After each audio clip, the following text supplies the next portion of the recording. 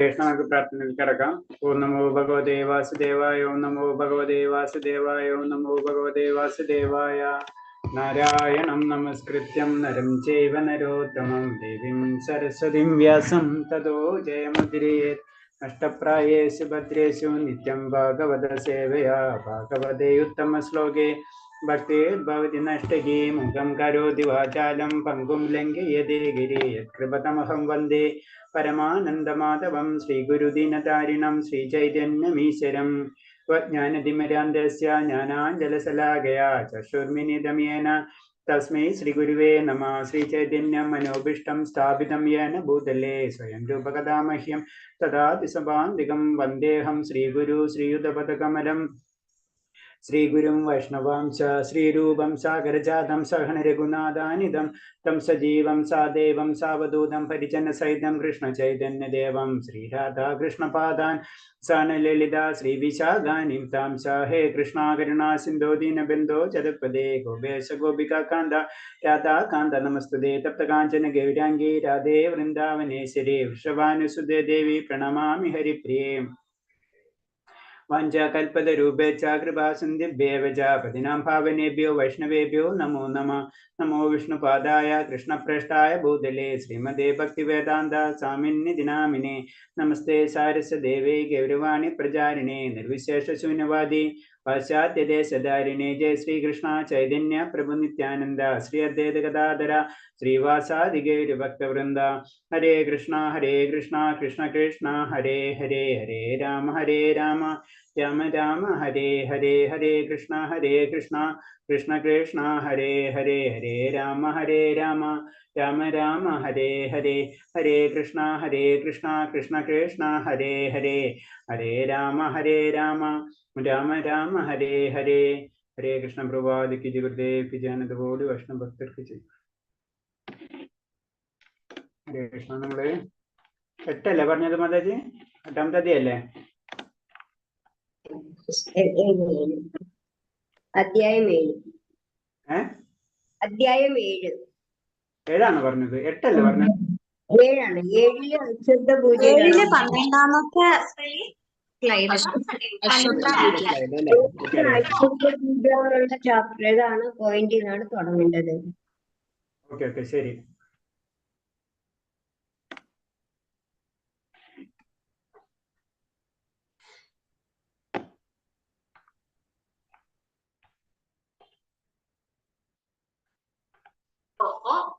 ഹരേ കൃഷ്ണ പ്രഭുജി. രേഷ്മജി എത്രാമത്തെ സ്ലൈഡ് പറഞ്ഞത് ഓർമ്മയുണ്ടോ? 12ാമത്തേതാണെന്ന് തോന്നുന്നു. കഴിഞ്ഞ തവണ നമുക്ക് ലൈവ് 12 അല്ലേ? കൃഷ്ണ പ്രഭു അത് 82 സ്ലൈഡിലെ. ഓക്കെ കൃഷ്ണ. സ്ലൈഡില്ല. ഇവിടെ നിന്ന് തൊട്ടാ തുടങ്ങേണ്ടത്. നമ്മൾ എനിക്ക് തോന്നുന്നു അശ്വത്ഥ പൂജ തൊട്ടാ തുടങ്ങേണ്ടത്. ഓക്കെ, അതിന് മുന്നുള്ള ഏകദേശം പറഞ്ഞു നമ്മൾ അല്ലേ? അശ്വത്ഥ പൂജയാണ് ഇനി പറയേണ്ടത്. Okay, thank you Mataji. Hare Krishna.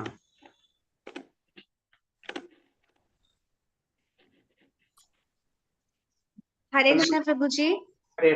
പ്രഭുജി നമുക്ക് ഇത് മൊത്തം കഴിഞ്ഞിട്ട് തന്നെയല്ലേ എക്സാം വരുന്നത്? അതെ.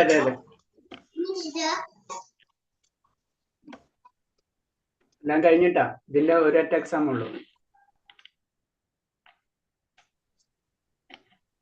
ഓക്കെ പ്രഭുജി. ഹരേ കൃഷ്ണ. ഹരേ കൃഷ്ണ പ്രഭുജി, നമ്മള് വെള്ളി ശനി ഞായർ തിങ്കൾ 4 ദിവസം കണ്ടിന്യൂസ് ആയിട്ട് ക്ലാസ് എടുക്കല്ലേ പ്രഭുജി? അതെ. ഇപ്പൊ വെള്ളി ശനി ഞായർ തിങ്കൾ അങ്ങനെ കണ്ടിന്യൂസ് ആയിട്ട് എടുക്കും. കാരണം കുറച്ച് സ്പീഡില് തീർക്കണമെന്ന് പറഞ്ഞു. വളരെ ലേറ്റ് ആയിക്കൊണ്ടിരിക്കണം നമ്മൾ. അതാണ്. അപ്പൊ നമ്മൾ 2-3 ക്ലാസ് ഒന്ന് കൂട്ടാം. ഓക്കെ. ഓം നമോ ഭഗവതേ വാസുദേവായ നമഃ. ഹരേ കൃഷ്ണ. അപ്പൊ നമ്മൾ അശ്വത്ഥ പൂജ അല്ലേ? അശ്വത്ഥ പൂജ എന്ന് പറഞ്ഞാൽ നമുക്കറിയാലോ അല്ലേ? അപ്പൊ ഭക്തന്മാർ തുളസി ചെടിക്കും നെല്ലി വൃക്ഷത്തിനും വെള്ളം ഒഴിക്കുന്ന സ്കന്ദ പുരാണത്തിൽ നിർദ്ദേശിക്കും. ഗോക്കളുടെയും ബ്രാഹ്മണരെയും പൂജിക്കണം, വൈഷ്ണവരെ പ്രണമിക്കും, അവരെ ധാനിക്കണം. ഇതെല്ലാം പൂർവ്വപാപങ്ങളുടെ ശക്തി കുറയ്ക്കാൻ ഭക്തനെ സഹായിക്കും. അശ്വത്ഥ പൂജയിൽ തന്നെ വരുന്നതാണ്. ചെടികൾ അല്ലാതെ അതിൽ വരുന്നതാണ്. നെല്ലി വൃക്ഷം, തുളസി ചെടി, അരയാൽ, ഇതൊക്കെ അതിൽ വരുന്നതാണ്. അപ്പൊ അത് നമ്മള് പരിപാലിക്കണം എന്ന് തന്നെയാണ് പറയുന്നത്. അതില് അതേപോലെ തന്നെ ഗോക്കളെയും ബ്രാഹ്മണരെയും പൂജിക്കണം. അതായത് ശരിക്കും പറഞ്ഞ ഭഗവാനായിട്ട് ബന്ധപ്പെട്ടിട്ടുള്ള എന്തൊക്കെ വസ്തുക്കളുണ്ടോ അതിനെല്ലാത്തിനും നമ്മള് ആദരിക്കണം എന്ന് ചുരുക്കി പറയാം നമുക്ക്.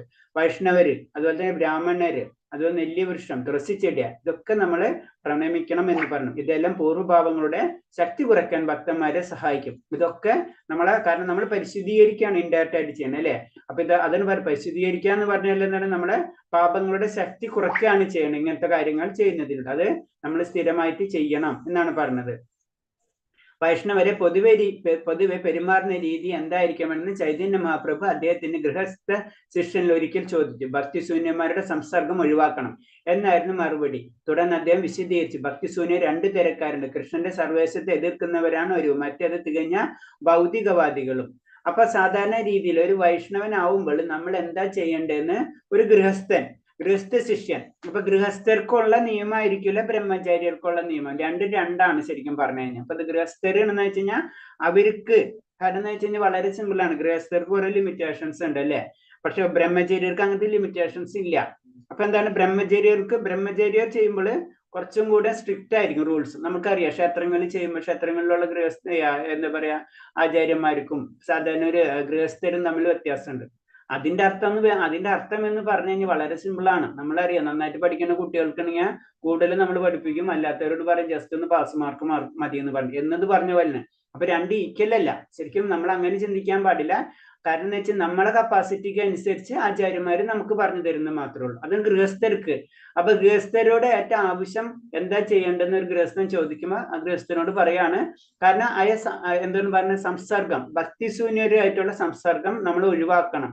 കാരണം അങ്ങനെ പോകുമ്പോൾ എന്താണ്, നമുക്കറിയാം, നമ്മൾ ജനറൽ ആയിട്ട് പറയും കനിഷ്ക ലെവലിലുള്ള ഭക്തന്മാര്. കാരണം എന്താണ്, നമ്മൾ താഴ്ന്ന് വീഴാനുള്ള സാധ്യത കൂടുതലാണ്. അപ്പൊ യുക്തിവാദികൾ കൂടെയോ അല്ലെങ്കിൽ നിരീശ്വരവാദിയിൽ കൂടെയോ അവരെ കാര്യങ്ങളിലേക്ക് പോയി കഴിഞ്ഞാൽ, കാരണം നമുക്ക് അവരായിട്ടാണ് കൂടുതൽ ബന്ധം വരാം. അപ്പൊ അവരെ അവബോധവും അവരെ ചിന്താഗതിയൊക്കെ നമ്മളെ ബാധിക്കും അല്ലേ.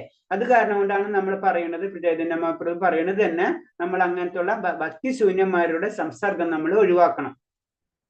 അപ്പൊ അതിൽ തന്നെ 2 വിഭാഗം ഉണ്ടെന്ന് പറയുന്നത്. ഒന്നെന്ന് പറയുന്നത് എന്താണ്, ഭഗവാനെ തന്നെ വിശ്വസിക്കാതിരിക്കുക, ഭഗവാന്റെ സർവേശ്വരൻ എല്ലാതും ഭഗവാന്റെ ശക്തിയിലാണ് എന്ന് പറയുന്ന ചിന്താഗതിയുള്ളവർ, അതായത് നിരീശ്വരവാദികൾ. അതുമാത്രം ഭഗവാനെ നേരിട്ട് അങ്ങോട്ട് എതിർക്കാം, അതാണ് അങ്ങനത്തെ എതിർക്കുന്നവര്. പിന്നെ അടുത്ത വിഭാഗം എന്ന് പറഞ്ഞവർക്ക് അവർക്ക് ഭഗവാനെ നോക്കാനും മറ്റുള്ളവർക്ക് സമയമില്ല. അവരെന്താണ്, ഭൗതികവാദത്തിന് വേണ്ടി, ഭൗതികമായിട്ടുള്ള സുഖസൗകര്യത്തിന്റെ പരമാണ്. ഈശ്വരൻ ഉണ്ടായാലും ഇല്ലെങ്കിലും ഞങ്ങളെ സംബന്ധിക്ക് പ്രശ്നമില്ല, ഭൗതികവാദമാണ്, അതിനു വേണ്ടി ചിലപ്പോൾ ഭഗവാനെ വേണമെന്ന് വെച്ചാൽ അവർ വിളിക്കും. അത്രേ ഉള്ളൂ ആ ചിന്താഗതി ഉള്ളവര്. അപ്പൊ പ്രത്യേകിച്ച് ആ ഭൗതികവാദികളെയും അതേപോലെ തന്നെ എന്താണ് ഭഗവാന്റെ ഈ സർവേശ്വര തത്വത്തെ എതിർക്കുന്നവരെയും നമ്മൾ ഒഴിവാക്കണം എന്ന് പറയുന്നത്. ഭൗതികവാദികൾ എന്ന് പറയുമ്പോൾ ശ്രദ്ധിക്കണം, അതിൽ എന്ന് പറഞ്ഞാൽ ഭൗതിക വാസന മാത്രമുള്ള വ്യക്തികൾ, അതായത് ഒരു പൊടി പോലും ഭഗവാന്റെ ചിന്ത ഇല്ലാത്ത വ്യക്തികളെ നമ്മൾ ശ്രദ്ധിക്കണം. അതേപോലെ തന്നെ നിരീശ്വരവാദികളെ നമ്മൾ ശ്രദ്ധിക്കണം എന്ന് പറയാണ്. ഭഗവാന്റെ സർവാധിസത്യത്തെ എന്നും നിഷേധിക്കുന്ന ഭക്തിഹീനന്മാർ സഹോദിക്കുന്നതിലെ ഭേദം കാര്യഗ്രഹത്തിലോ ജ്വലിക്കുന്ന അഗ്നികുണ്ഡത്തിലോ കഴിയുകയാണെന്ന് കർത്തവ്യ സംഹിത പറയുന്നു. അത് എന്ന് പറയുന്നത് ഒരു ഭക്തനെ സംബന്ധിച്ചാണ്.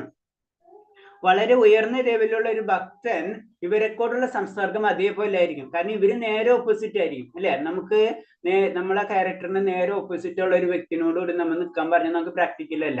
എന്നത് പറഞ്ഞപ്പോൾ ഒരു ഭക്തന്മാരെ സംബന്ധിച്ച് ഇങ്ങനത്തുള്ള ഭഗവാനെ എതിർക്കുന്ന, ഭഗവാന്റെ ഈശ്വരത്തെ എതിർക്കുന്ന വ്യക്തികളായിട്ടുള്ള ജീവിതം എന്നതിന് അത്ര ദുസ്സഹമാണെന്ന് പറയുന്നത്. അതാണ് കാര്യഗ്രഹത്തിലോ അല്ലെങ്കിൽ എന്താണ് അഗ്നികുണ്ഡത്തിൽ ജ്വലിക്കുകയോ അതിന് തയ്യാറെന്ന് പറയാം. അത് ഒരിക്കലും അവർക്ക് ഉൾക്കൊള്ളാൻ പറ്റില്ല. ഒരു മത്സ്യത്തെ പിടിച്ച് പുറത്തിടുന്ന പോലെ തന്നെ അല്ലെ, മത്സ്യം പുറത്തിട്ടാൽ അത്ര പടക്കും കിടന്നു എന്ന അവസ്ഥയായിരിക്കും ഒരു ഭക്തന് ശരിക്കും ഇങ്ങനത്തുള്ള വ്യക്തികളുടെ കൂടെയുള്ള ജീവിതം എന്നാ പറയുന്നത്. പല ദേവന്മാരെ ആരാധിക്കുന്നവരും ഭൗതിക അഭിലാഷങ്ങളിൽ ഉത്തേജിതവരും ആയവരുമായുള്ള സംസ്കാരത്താൽ ഭേദം സർപ്പത്തെയോ വ്യാക്രത്തെയോ ചീങ്കണ്ണിയോടെ ആശ്ലേഷിക്കുന്നതെന്ന് വിഷ്ണു രഹസ്യത്തിൽ ഒരു പ്രസ്താവമുണ്ട്. അപ്പൊ വിഷ്ണു രഹസ്യം കാർത്തേന സംഹിത പറയുന്നത്. അപ്പൊ നമ്മൾ ശ്രദ്ധിച്ചാലറിയാം, നമ്മളെ നമുക്ക് ഭക്തിരസാമൃത സിന്ധുവിൽ കറക്റ്റായിട്ട് ഒരേ കാര്യങ്ങളും ഓരോ സംഹിതകൾ എടുത്തെടുത്ത് പറഞ്ഞു തരണം അല്ലെ. അപ്പൊ ഇതിൽ പറഞ്ഞപ്പോ ഏതാ പറഞ്ഞത്, ചിങ്ങണ്ണികൾ അതേപോലെ ആയിരിക്കുന്നു. ദേവന്മാരെ ആരാധിക്കുന്നവരും ഭൗതിക അഭിലാഷങ്ങൾക്ക് മാത്രം വേണ്ടി നിലനിൽക്കുന്ന വ്യക്തികളോട് കൂടിയുള്ള സഹവാസം. സാധാരണ രീതിയിൽ ഭക്തർക്ക് എന്താണ് വ്യാഘ്രത്തിന്റെയോ ചികണ്ണിയുടെ സർപ്പത്തിന്റെ പോലെയൊക്കെ അവരെ എടുത്ത് നിൽക്കണ പോലെ ഫീൽ ചെയ്യുന്ന പറയുന്നു. അത്രയും ബുദ്ധിമുട്ടാണ് ഒരു ഭക്തനെ സംബന്ധിച്ചുള്ള അവക്തന്മാരായിട്ടുള്ളവരോ അല്ലെങ്കിൽ ദേവോപാസകരായിട്ടുള്ളവരോ അല്ലെങ്കിൽ അതായത് ഭൗതികമായിട്ടുള്ള ആസക്തിയുള്ള വ്യക്തികളായിട്ടുള്ള സംസർഗം എന്ന് പറഞ്ഞുതരാം. അപ്പൊ അത്രയും ബുദ്ധിമുട്ടാണ്. അപ്പൊ അതിന്റെ അർത്ഥം എന്ന് പറഞ്ഞു കഴിഞ്ഞാൽ നമ്മളെ പോലെയുള്ളവരെന്താണ് കൂടുതൽ ഭഗവാന്റെ കാര്യങ്ങളിൽ കൂടുതൽ ശ്രദ്ധികരിക്കുക. നമുക്ക് ഇതൊക്കെ പെട്ടെന്ന് ഇപ്പൊ സ്റ്റോപ്പ് ചെയ്യാനോ അങ്ങനത്തെ സംസ്കാരം നമുക്ക് സ്റ്റോപ്പ് ചെയ്യാൻ കഴിഞ്ഞില്ലെങ്കിലും നമ്മൾ എന്താണ് അങ്ങനത്തെ അവരോടുള്ള അങ്ങനത്തെ കാര്യങ്ങൾ പതുക്കെ കുറച്ചു കൊണ്ടുവരണം. അതായത് ഭൗതിക കാര്യങ്ങളിലേക്ക് കൂടുതൽ കടക്കാതെ ആത്മീയ കാര്യങ്ങളിലേക്ക് കൂടുതൽ കടക്കാൻ ശ്രമിക്കുക. അത്ര നമ്മളെ പ്രാക്ടിക്കലായിട്ട് നമുക്ക് ഇപ്പൊ ചെയ്യാൻ പറ്റുള്ളൂ. കൂടുതൽ ജനറൽ ആയിട്ട് പറയുമ്പോ ഏതെങ്കിലും ഭൗതിക അഭിലാഷം ഭൗതിലാമ ഉദ്ദേശിച്ച് ദേവന്മാരെ ആരാധിക്കുമെന്ന് വിശുദ്ധ ഗ്രന്ഥങ്ങൾ പറയുന്നുണ്ട്. ഉദാഹരണമായി രോഗദുരത്തിലെ അവസ്ഥയിൽ നിന്ന് മോചനം നേടാൻ സൂര്യദേവനെ ആരാധിക്കാൻ ഉപദേശിക്കാറുണ്ട്. സുന്ദരിയായ ഭാര്യയെ കിട്ടാൻ ശിവപെരുമാളിനെ പത്നി ഉമയ പ്രാർത്ഥിക്കാൻ പറയാറുണ്ട്. അപ്പൊ നമ്മൾ വേദങ്ങളിൽ പല കാര്യങ്ങളും പറഞ്ഞിട്ടുണ്ട് അല്ലെ, പല ദേവന്മാരെ ഉപാസിക്കേണ്ട കാര്യങ്ങളൊക്കെ പറഞ്ഞിട്ടുണ്ട്. പക്ഷെ ഇതെല്ലാതെ എന്തിനാണ് നമുക്കറിയാം, ചതുരാശ്രവും ചതുർവർണ്ണങ്ങൾ പതുക്കെ നമ്മൾ ഉദ്ധരിക്കാനുള്ള കാര്യങ്ങളാണ്. പക്ഷെ എന്താണ് ഇതിൽ മാത്രം നമ്മൾ നിന്ന് കഴിഞ്ഞാൽ ഇതിൽ പറഞ്ഞ ഉപാസന എന്താ പറഞ്ഞ കർമ്മകാണ്ഡത്തിൽ പറഞ്ഞ പോലെ അതിൽ നമ്മൾ വീണു പോവരുത് അതെന്ന് പറഞ്ഞു. അപ്പൊ അങ്ങനത്തെ പല കാര്യം ഇതൊക്കെ ഭൗതികതയാണ്. ശരിക്കും ഭൗതികത ഒരു ഭക്തന് ഇഷ്ടപ്പെടില്ല. അതിന് ഭക്തനും സാധാരണ ലെവലിലുള്ള നമ്മൾ ജനറൽ ആയിട്ട് പറയുന്ന ഭക്തന്മാരെന്ന് പറയുന്നത്. കാരണം ഭൗതിക ആസക്തിക്ക് വേണ്ടിയിട്ടാണ് ദേവന്മാരെ ആരാധിക്കുന്നത്. അപ്പൊ അവർക്ക് വേദങ്ങളിൽ പറഞ്ഞിട്ടുള്ള രീതിയിൽ പല കാര്യങ്ങളും ചെയ്തു പോവാം. പക്ഷെ എന്താണ് അത് മാത്രം ചെയ്തു നിന്ന് കഴിഞ്ഞാൽ അവർ അവിടെ തന്നെ നിൽക്കും. അവര് ക്ഷീണപുണ്യ മർത്യലോകം എന്ന് പറഞ്ഞ പോലെ അവരിങ്ങനെ കറങ്ങിക്കൊണ്ടിരിക്കും. വിദ്യാലാഭത്തിന് സരസ്വതിയെ ഭജിക്കുന്നു. ശ്രീമദ് ഭാഗവത്തിൽ ഇക്കാര്യം സംബന്ധിച്ച് ഒരു നീണ്ട പട്ടിക തന്നെ കൊടുക്കുന്നുണ്ട്. എന്നാൽ അവർ ദേവന്മാരുടെ ഉത്തമ ഭക്തരാണെങ്കിൽ കൂടി അവരെ ഭക്തിഹീനരായിട്ടാണ് കണക്കപ്പെടുന്നത്. ഭക്തന്മാരെ കൂട്ടത്തിൽ അവര് പരിഗണിക്കില്ല. അപ്പൊ ഭക്തൻ എന്ന് പറഞ്ഞ ദേവാരാധന അവരെ ഭക്തരെന്ന് പറയില്ല എന്നാണ് പറഞ്ഞത്. അവര് ഭക്തിഹീനന്മാരായിട്ടാണ് പറഞ്ഞത്. അതിന് കാരണം എന്താണ്? വളരെ സിമ്പിൾ ആണ്. കാരണം എന്ന് വെച്ച് കഴിഞ്ഞാൽ ഭക്തി എന്ന് പറഞ്ഞ മുക്തിക്ക് വേണ്ടിയിട്ടുള്ളതാണ്. അതായത് ഭഗവത് സേവനത്തിന് വേണ്ടിയിട്ടുള്ള, അത് നമുക്കൊരു ഭൗതിക ലാഭത്തിന് വേണ്ടിയിട്ടുള്ളതല്ല. അപ്പൊ ഭൗതിക ലാഭത്തിന് വേണ്ടി എന്തിനോ നമ്മൾ ശ്രമിച്ചാൽ അത് മുഴുവനും എന്ത് പറയും, ഭക്തിഹീനരുടെ വകുപ്പിലേക്കാണ് പോകാന്ന് പറയുന്നത്. കാരണം ഇതൊക്കെ ഭക്തിയിലേക്ക് ഉയർന്നു വരുമ്പോ തലത്തിലുള്ള പ്രത്യേകതകളാണ് ഇതൊക്കെ. മായാവാദികൾ നിർവിക്തവാദികൾ പറയുന്നത് ഭഗവാൻ ഏത് രൂപത്തിലും ആരാധിക്കാമെന്നാണ്. മാർഗമേതായാലും ലക്ഷ്യത്തിൽ എത്തുക തന്നെയാ ചെയ്യാമെന്നാണ് അവരുടെ യുക്തി. പിന്നെ അടുത്ത ഗ്രൂപ്പ് നമുക്കറിയാം അല്ലെ, നിർവിക്തവാദികൾ, മായാവാദികൾ. ഇവര് പറഞ്ഞെന്താണ്, ഭഗവാനെ ഏത് രൂപത്തിൽ വേണമെങ്കിലും ആരാധിക്കാം, ഭഗവാന് പ്രത്യേക രൂപമൊന്നും ഇല്ല, അല്ലെങ്കിൽ ഭഗവാന് രൂപം തന്നെ ഇല്ല എന്നുള്ള വിശ്വാസമാണ്. അപ്പൊ അവര് പറഞ്ഞ എങ്ങനെയായാലും ഭഗവാനിൽ എത്തിയാൽ പോരെ എന്നാണ്. അപ്പൊ അത് ഏത് രൂപത്തിലും ഭഗവാനെ ആരാധിക്കാം എന്ന ചിന്താഗതിയാണ്. എന്നാൽ ദേവന്മാരെ ആരാധിക്കുമ്പോൾ ആത്യന്തികമായി തന്നെ ദേവന്മാരുടെ ലോകത്ത് മാത്രമായിരിക്കും ഭഗവാൻ ആരാധിക്കുന്നവർ ഭഗവദ്ധാമത്തിലെത്തുമെന്നും ഭഗവദ്ഗീത പറയുന്നു. ഇപ്പൊ എന്താണ് 9-ാം അധ്യായത്തിലാണെന്നുണ്ട് ആ ശ്ലോകം വരുന്നത്. കാരണം എന്ന് വെച്ച് കഴിഞ്ഞാല് വളരെ സിമ്പിൾ ആണ്. കാരണം ദേവന്മാരെ ആരാധിച്ചും ദേവന്മാരെ ലോകത്തെത്തുള്ളൂ, ഭഗവാൻ ആരാധിച്ചു ഞാൻ ഭഗവാന്റെ ഒത്തു ജീവിക്കുന്നു ഭഗവതി നമുക്ക് പറഞ്ഞു തരുന്നുണ്ട്. അപ്പൊ ഇത് തന്നെയാണ്. അപ്പൊ ഒരു ലക്ഷ്യം മാർഗം ഏതായാലും, അപ്പൊ മാർഗം ദേവന്മാരെ മാർഗത്തിൽ പോയി കഴിഞ്ഞാൽ എന്തിനും ദേവന്മാരെ എടുത്തെത്തുള്ളൂ. അപ്പൊ അത് തെറ്റാണ്. അങ്ങനെ ലക്ഷ്യത്തിന് വേണ്ടി പല മാർഗങ്ങളും ഉപയോഗിക്കാൻ പറ്റില്ല. ലക്ഷ്യത്തിന് വേണ്ടി ഒരേ ഒരു മാർഗമുള്ളൂ, അത് ഭക്തിയുത സേവനം, അല്ലെങ്കിൽ ഭക്തി മാത്രം. ആ വഴിയിൽ കൂടെ മാത്രം പോയി കഴിഞ്ഞാലേ നമ്മൾ എത്തുള്ളൂ. അല്ലെങ്കിൽ ദേവന്മാര് ലോകത്തെത്താം. വീണ്ടും ദേവന്മാര് ലോകത്തെത്തി കഴിഞ്ഞാൽ പുനരധി ജനനം പുനരധി മരണം എന്ന് പറഞ്ഞ ആ ചക്രത്തിൽ നമ്മൾ ചെന്ന് വീഴുകയും ചെയ്യും. പിന്നെ അയോഗ്യരായ ശിഷ്യന്മാർ, കണക്കറ്റ ക്ഷേത്ര നിർമ്മാണം, കണക്കിൽ കവിഞ്ഞ ഗ്രന്ഥപാരായണം എന്നിവ അംഗീകരിക്കായ്മ. ഒരാൾക്ക് അനേകം ശിഷ്യന്മാരാകും, പക്ഷെ ഏതെങ്കിലും പ്രവൃത്തിയുടെയോ സൗജന്യത്തിന്റെയോ പേരിൽ അവരുടെ ആരോടും കടപ്പാടുണ്ടാകാൻ പാടില്ല. അതൊരു ഗുരുവിനോട് പറയുന്ന കാര്യങ്ങളാണ് അല്ലെ. ഭക്തിയിലേക്ക് ഉയരുമ്പോൾ അറിയാതെ തന്നെ പല ശിഷ്യന്മാര് നമ്മുടെ കൂടെ വരും അല്ലെ, ജനറൽ ആയിട്ട് അല്ലെ. അപ്പൊ അവരോട് പറയുന്നത് വളരെ ശ്രദ്ധിക്കേണ്ട കാര്യമുണ്ട്. കാരണം എന്ന് വെച്ച് കഴിഞ്ഞാൽ അവര് ഒരിക്കലും പറഞ്ഞത് അവരോട് കടപ്പാടുകൾ ഉണ്ടാവാൻ പാടില്ല എന്നാ പറയുന്നത്. അപ്പൊ അത്രയും അവർ പല കാര്യങ്ങൾ ചെയ്തെന്ന് വിചാരിച്ചിട്ട് ശിഷ്യൻ അങ്ങനെ നമുക്ക് ഉണ്ടാവാൻ പാടില്ല എന്ന് പറഞ്ഞത്. പുതിയ ക്ഷേത്രങ്ങൾ നിർമ്മിക്കുന്നത് വലിയ ഉത്സാഹം കാണിക്കാതിരിക്കണമെന്നാണ് മറ്റൊരു കാര്യം. വലിയ വലിയ ക്ഷേത്രങ്ങൾ അതെന്താണ്, നമ്മളെ ഭക്തിയിൽ നിന്ന് നമ്മളെ ഇതിലേക്ക് മാറ്റപ്പെടും, നമ്മുടെ ലക്ഷ്യം മാറും. അതിനനുസരിച്ച് ക്ഷേത്രങ്ങൾ വേണ്ടാന്നല്ല പറഞ്ഞത്, അതുമാത്രമാണ് ജീവിത ലക്ഷ്യം എന്ന് പറഞ്ഞ് തീരുമ്പോഴാണ് ആ പ്രോബ്ലം വരുന്നത്.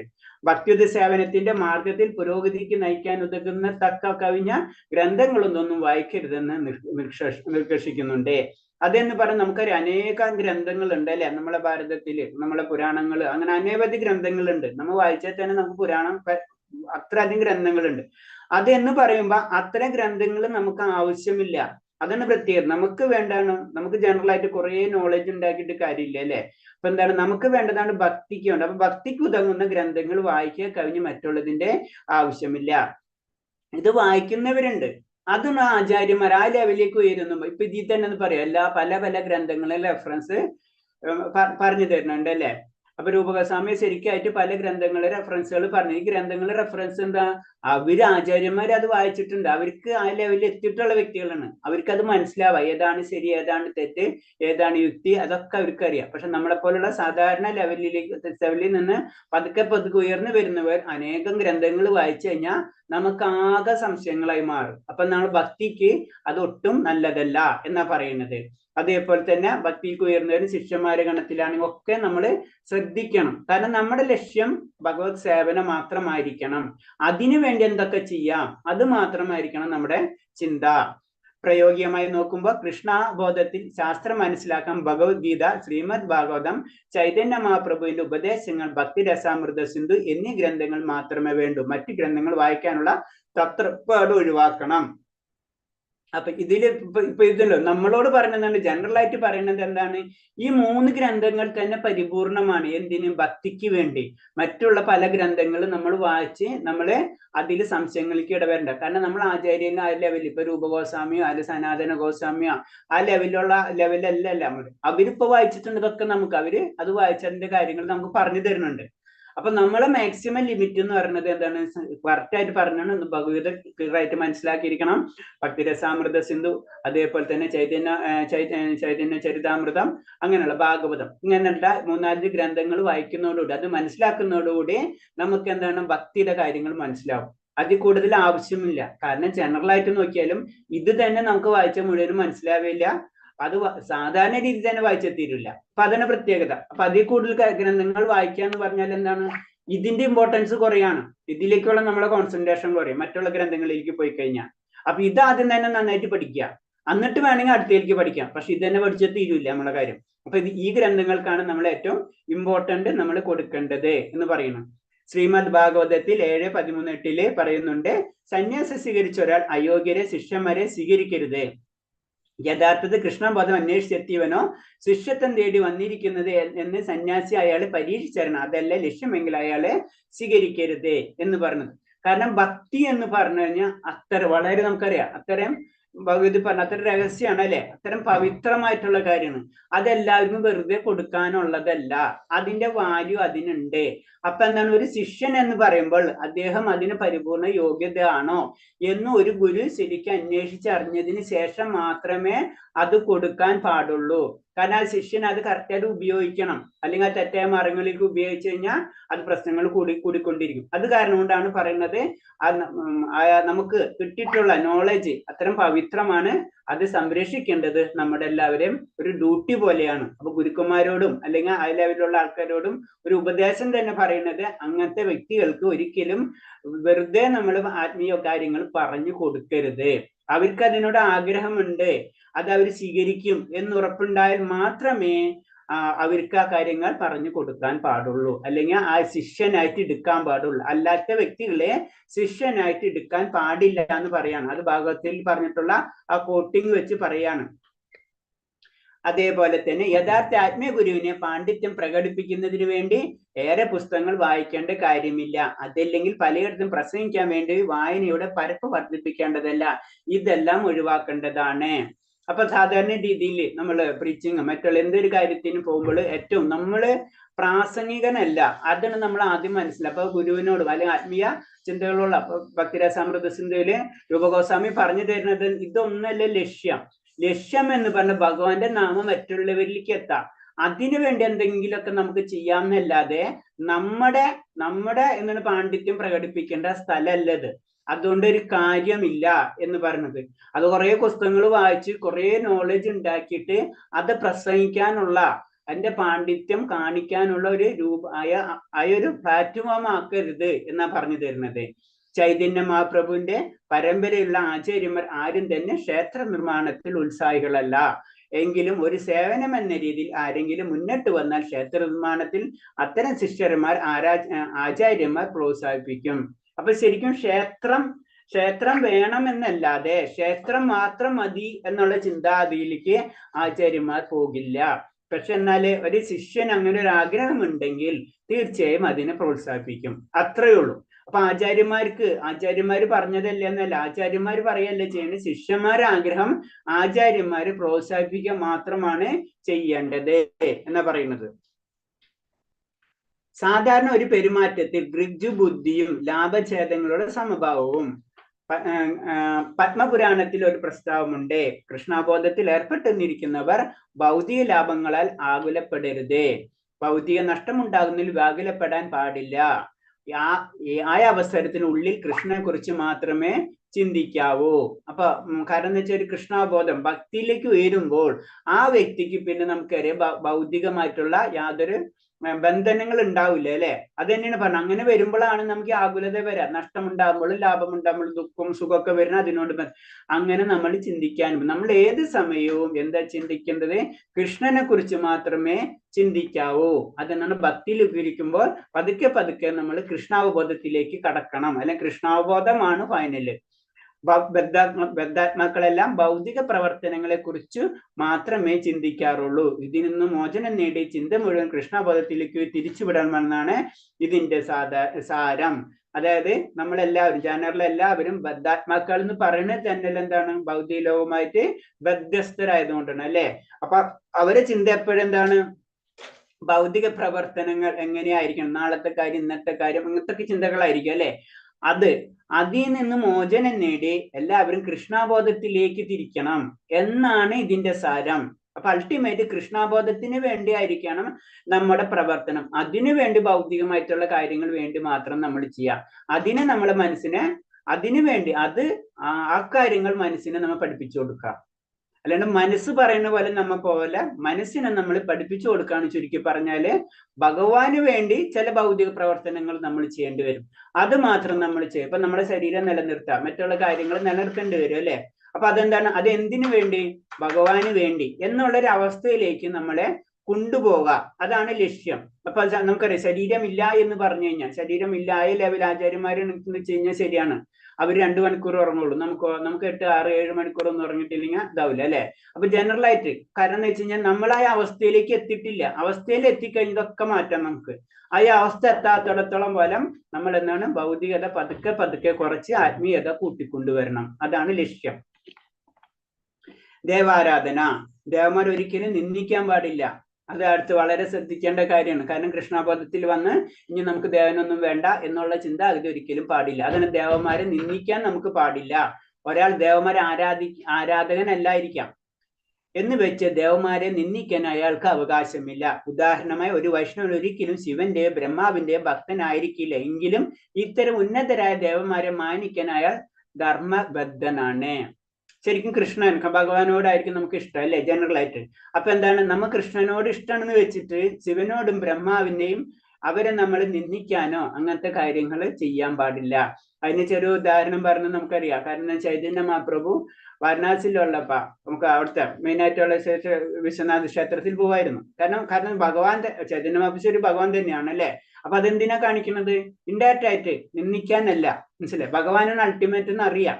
പക്ഷെ എന്നിരുന്നാലും ഒരു ദേവതയും നമ്മൾ നിന്ദിക്കരുത്. കാരണം അവരെല്ലാവരും ഭഗവാന്റെ ഭക്തരാണ് അല്ലെ ചുരുക്കി പറഞ്ഞാല്. അപ്പൊ ഭക്തരെ നിന്ദിക്കുക എന്ന് പറഞ്ഞത് തന്നെ തെറ്റാണ് അല്ലെ. ശിവപെരുമാൾ നമുക്കറിയാം ഭഗവാന്റെ ഉത്തമ ഭക്തനാണ്. അപ്പൊ അതാണ് അതിൽ കൂടി പറഞ്ഞു തരുന്നത്. ഒരിക്കലും പക്ഷെ നമ്മളെ ചിന്ത എന്തായിരിക്കും? നമുക്ക് ഭക്തിയാണ് കിട്ടേണ്ടത്, ഭഗവാനെയാണ് കിട്ടേണ്ടത്. ആ ചിന്തയും ഭഗവാന്റെ ഭക്തരാണ്. അതിന്റെ അർത്ഥം മറ്റുള്ള ദേവദേവന്മാരെ നിന്ദിക്കാൻ നമുക്ക് യാതൊരു അവകാശവുമില്ല. അതങ്ങനെ ചെയ്താൽ തീർച്ചയായിട്ടും നമ്മൾ താഴ്ത്തിക്ക് തന്നെ പോരും.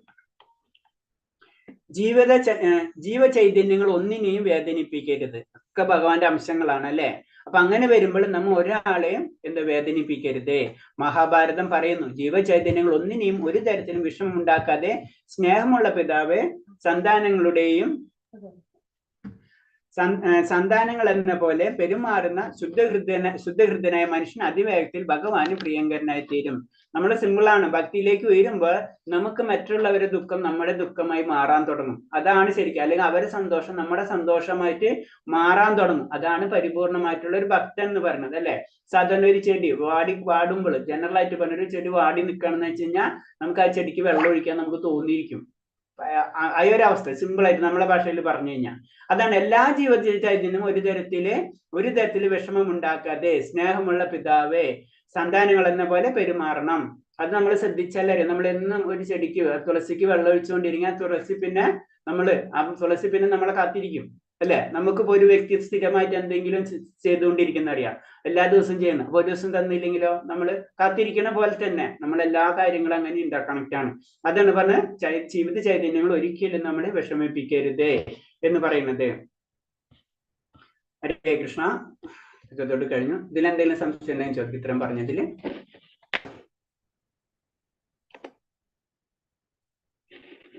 ദേവന്മാരെ അത് ക്ലിയർ ആണ്, അല്ലാതെ സംശയമില്ലല്ലോ. പല പ്രാവശ്യം നമ്മൾ പറഞ്ഞു പോയിട്ടാണ് ദേവന്മാരെ നിന്ദിക്കുക, അങ്ങനെ ആരാധിക്കരുത്. ആരാധന വേറെ, ഇത് വേറെ. രണ്ടായിട്ട് തന്നെ കണക്കാക്കണം. അതാണ് മെയിനായിട്ട് ശ്രദ്ധിക്കേണ്ടത്. കാരണം ചില വ്യക്തികളെ ചിലവരെ ശ്രദ്ധിച്ചിട്ടുണ്ട് അവര്, പക്ഷെ അത് ശരി നമുക്കറിയാം ഭഗവാനാണ് ഫൈനല്, പക്ഷെ എന്ന് വിചാരിച്ചിട്ട് മറ്റുള്ളവരുടെ വിശ്വാസങ്ങളെ അവരെ താർക്കണ രീതിയിലുള്ള സംസാരങ്ങളൊക്കെ നമ്മൾ വളരെയധികം ശ്രദ്ധിക്കണം. അതൊന്നും ഒരിക്കലും ചെയ്യാൻ പാടില്ല. കാരണം അവര് ദേവന്മാരെന്ന് പറഞ്ഞത് നമ്മളേലും വലിയ പവർഫുൾ ആയിട്ടുള്ള ജീവചൈതന്യങ്ങളാണ് അല്ലെ. അപ്പൊ അവർക്ക് അത്രയും പവർഫുൾ ആയതുകൊണ്ട് ഭഗവാൻ അവരെ അതേ രീതിയിലുള്ള ഭരണകർത്താക്കളായിട്ടുള്ളൂ അല്ലെ. അവർക്ക് അത്രയും പവർ കൊടുത്തിട്ടുള്ളൂ. അപ്പൊ അവര് എന്ന് പറഞ്ഞത് അവന്റെ ഭക്തന്മാർ തന്നെയാണ്. അതെപ്പോഴും നമ്മുടെ മനസ്സിലുണ്ടാവണം. ഇനി നമ്മള് അദ്ദേഹം 8 പറഞ്ഞ ഒഴിവാക്കേണ്ട അപരാധങ്ങൾ, നമ്മള് ഒരിക്കലും ചെയ്യാൻ പാടില്ലാത്ത കാര്യങ്ങളാണ് പറയുന്നത്. ഭക്തിയിൽ വരുമ്പോ അപരാധങ്ങൾ, ഒരിക്കലും പാടില്ലാത്ത കാര്യങ്ങളെ പറ്റിയാണ് പറയുന്നത്. ഒഴിവാക്കേണ്ട അപരാധങ്ങൾ, ഭഗവാന് ഭക്തി സേവനത്തിന്റെ കാര്യങ്ങൾ ഒരിക്കലും ചെയ്യാത്ത 32 കാര്യങ്ങളുണ്ട്. ഒരിക്കലും നമ്മള് ഭക്തിയുദ്ധ സേവനത്തിൽ വരുമ്പോ ചെയ്യാൻ പാടില്ലാത്ത 32 കാര്യങ്ങൾ ഉണ്ടെന്ന് പറയുന്നത്. നമ്മൾ ഭക്തിയിൽ നമ്മള് എന്ന് പറഞ്ഞ ആരാധന ചെയ്യുന്ന സമയത്തോ അങ്ങനെ എന്ത് കാര്യങ്ങളും ക്ഷേത്രത്തിൽ പോണ സമയത്തോ ഭക്തിനോട് ബന്ധപ്പെട്ട് നമ്മൾ ഒരിക്കലും ചെയ്യാൻ പാടില്ലാത്ത 32 കാര്യങ്ങളാണ് പറയുന്നത്. കാറിലോ പല്ലക്കിലോ പാദരക്ഷ ധരിച്ചോ ക്ഷേത്രത്തിൽ കടക്കരുത്. ക്ഷേത്രത്തിൽ കിടക്കുമ്പോ അതിൻ്റെതായ മാന്യത നമുക്കറിയാം, അത് നമ്മൾ ശ്രദ്ധിക്കണം. അപ്പൊ അത് കാറിൽ അങ്ങനെ നമ്മൾ ഇഷ്ടത്തിനല്ല, അത് ഭഗവാന്റെ സാന്നിധ്യമുള്ള സ്ഥലമാണ് അല്ലെ. ഓരോ തരി മണ്ണായാലും ഭഗവാന്റെ സാന്നിധ്യമുള്ളതാണ്. അപ്പൊ അതെപ്പോഴും നമ്മളത് ശ്രദ്ധിക്കണം.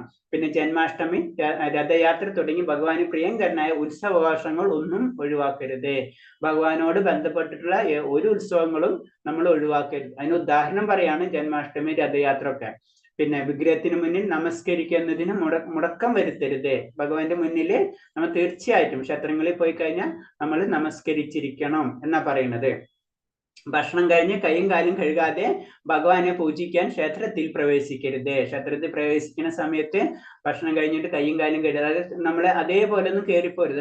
നമ്മള് ശുദ്ധീകരിക്കണം. ചുരുക്കി പറഞ്ഞു, നമ്മൾ പരിശുദ്ധി ആയതിനു ശേഷം മാത്രമായിരിക്കണം നമ്മൾ ക്ഷേത്രത്തിൽ കടക്കുന്നത്.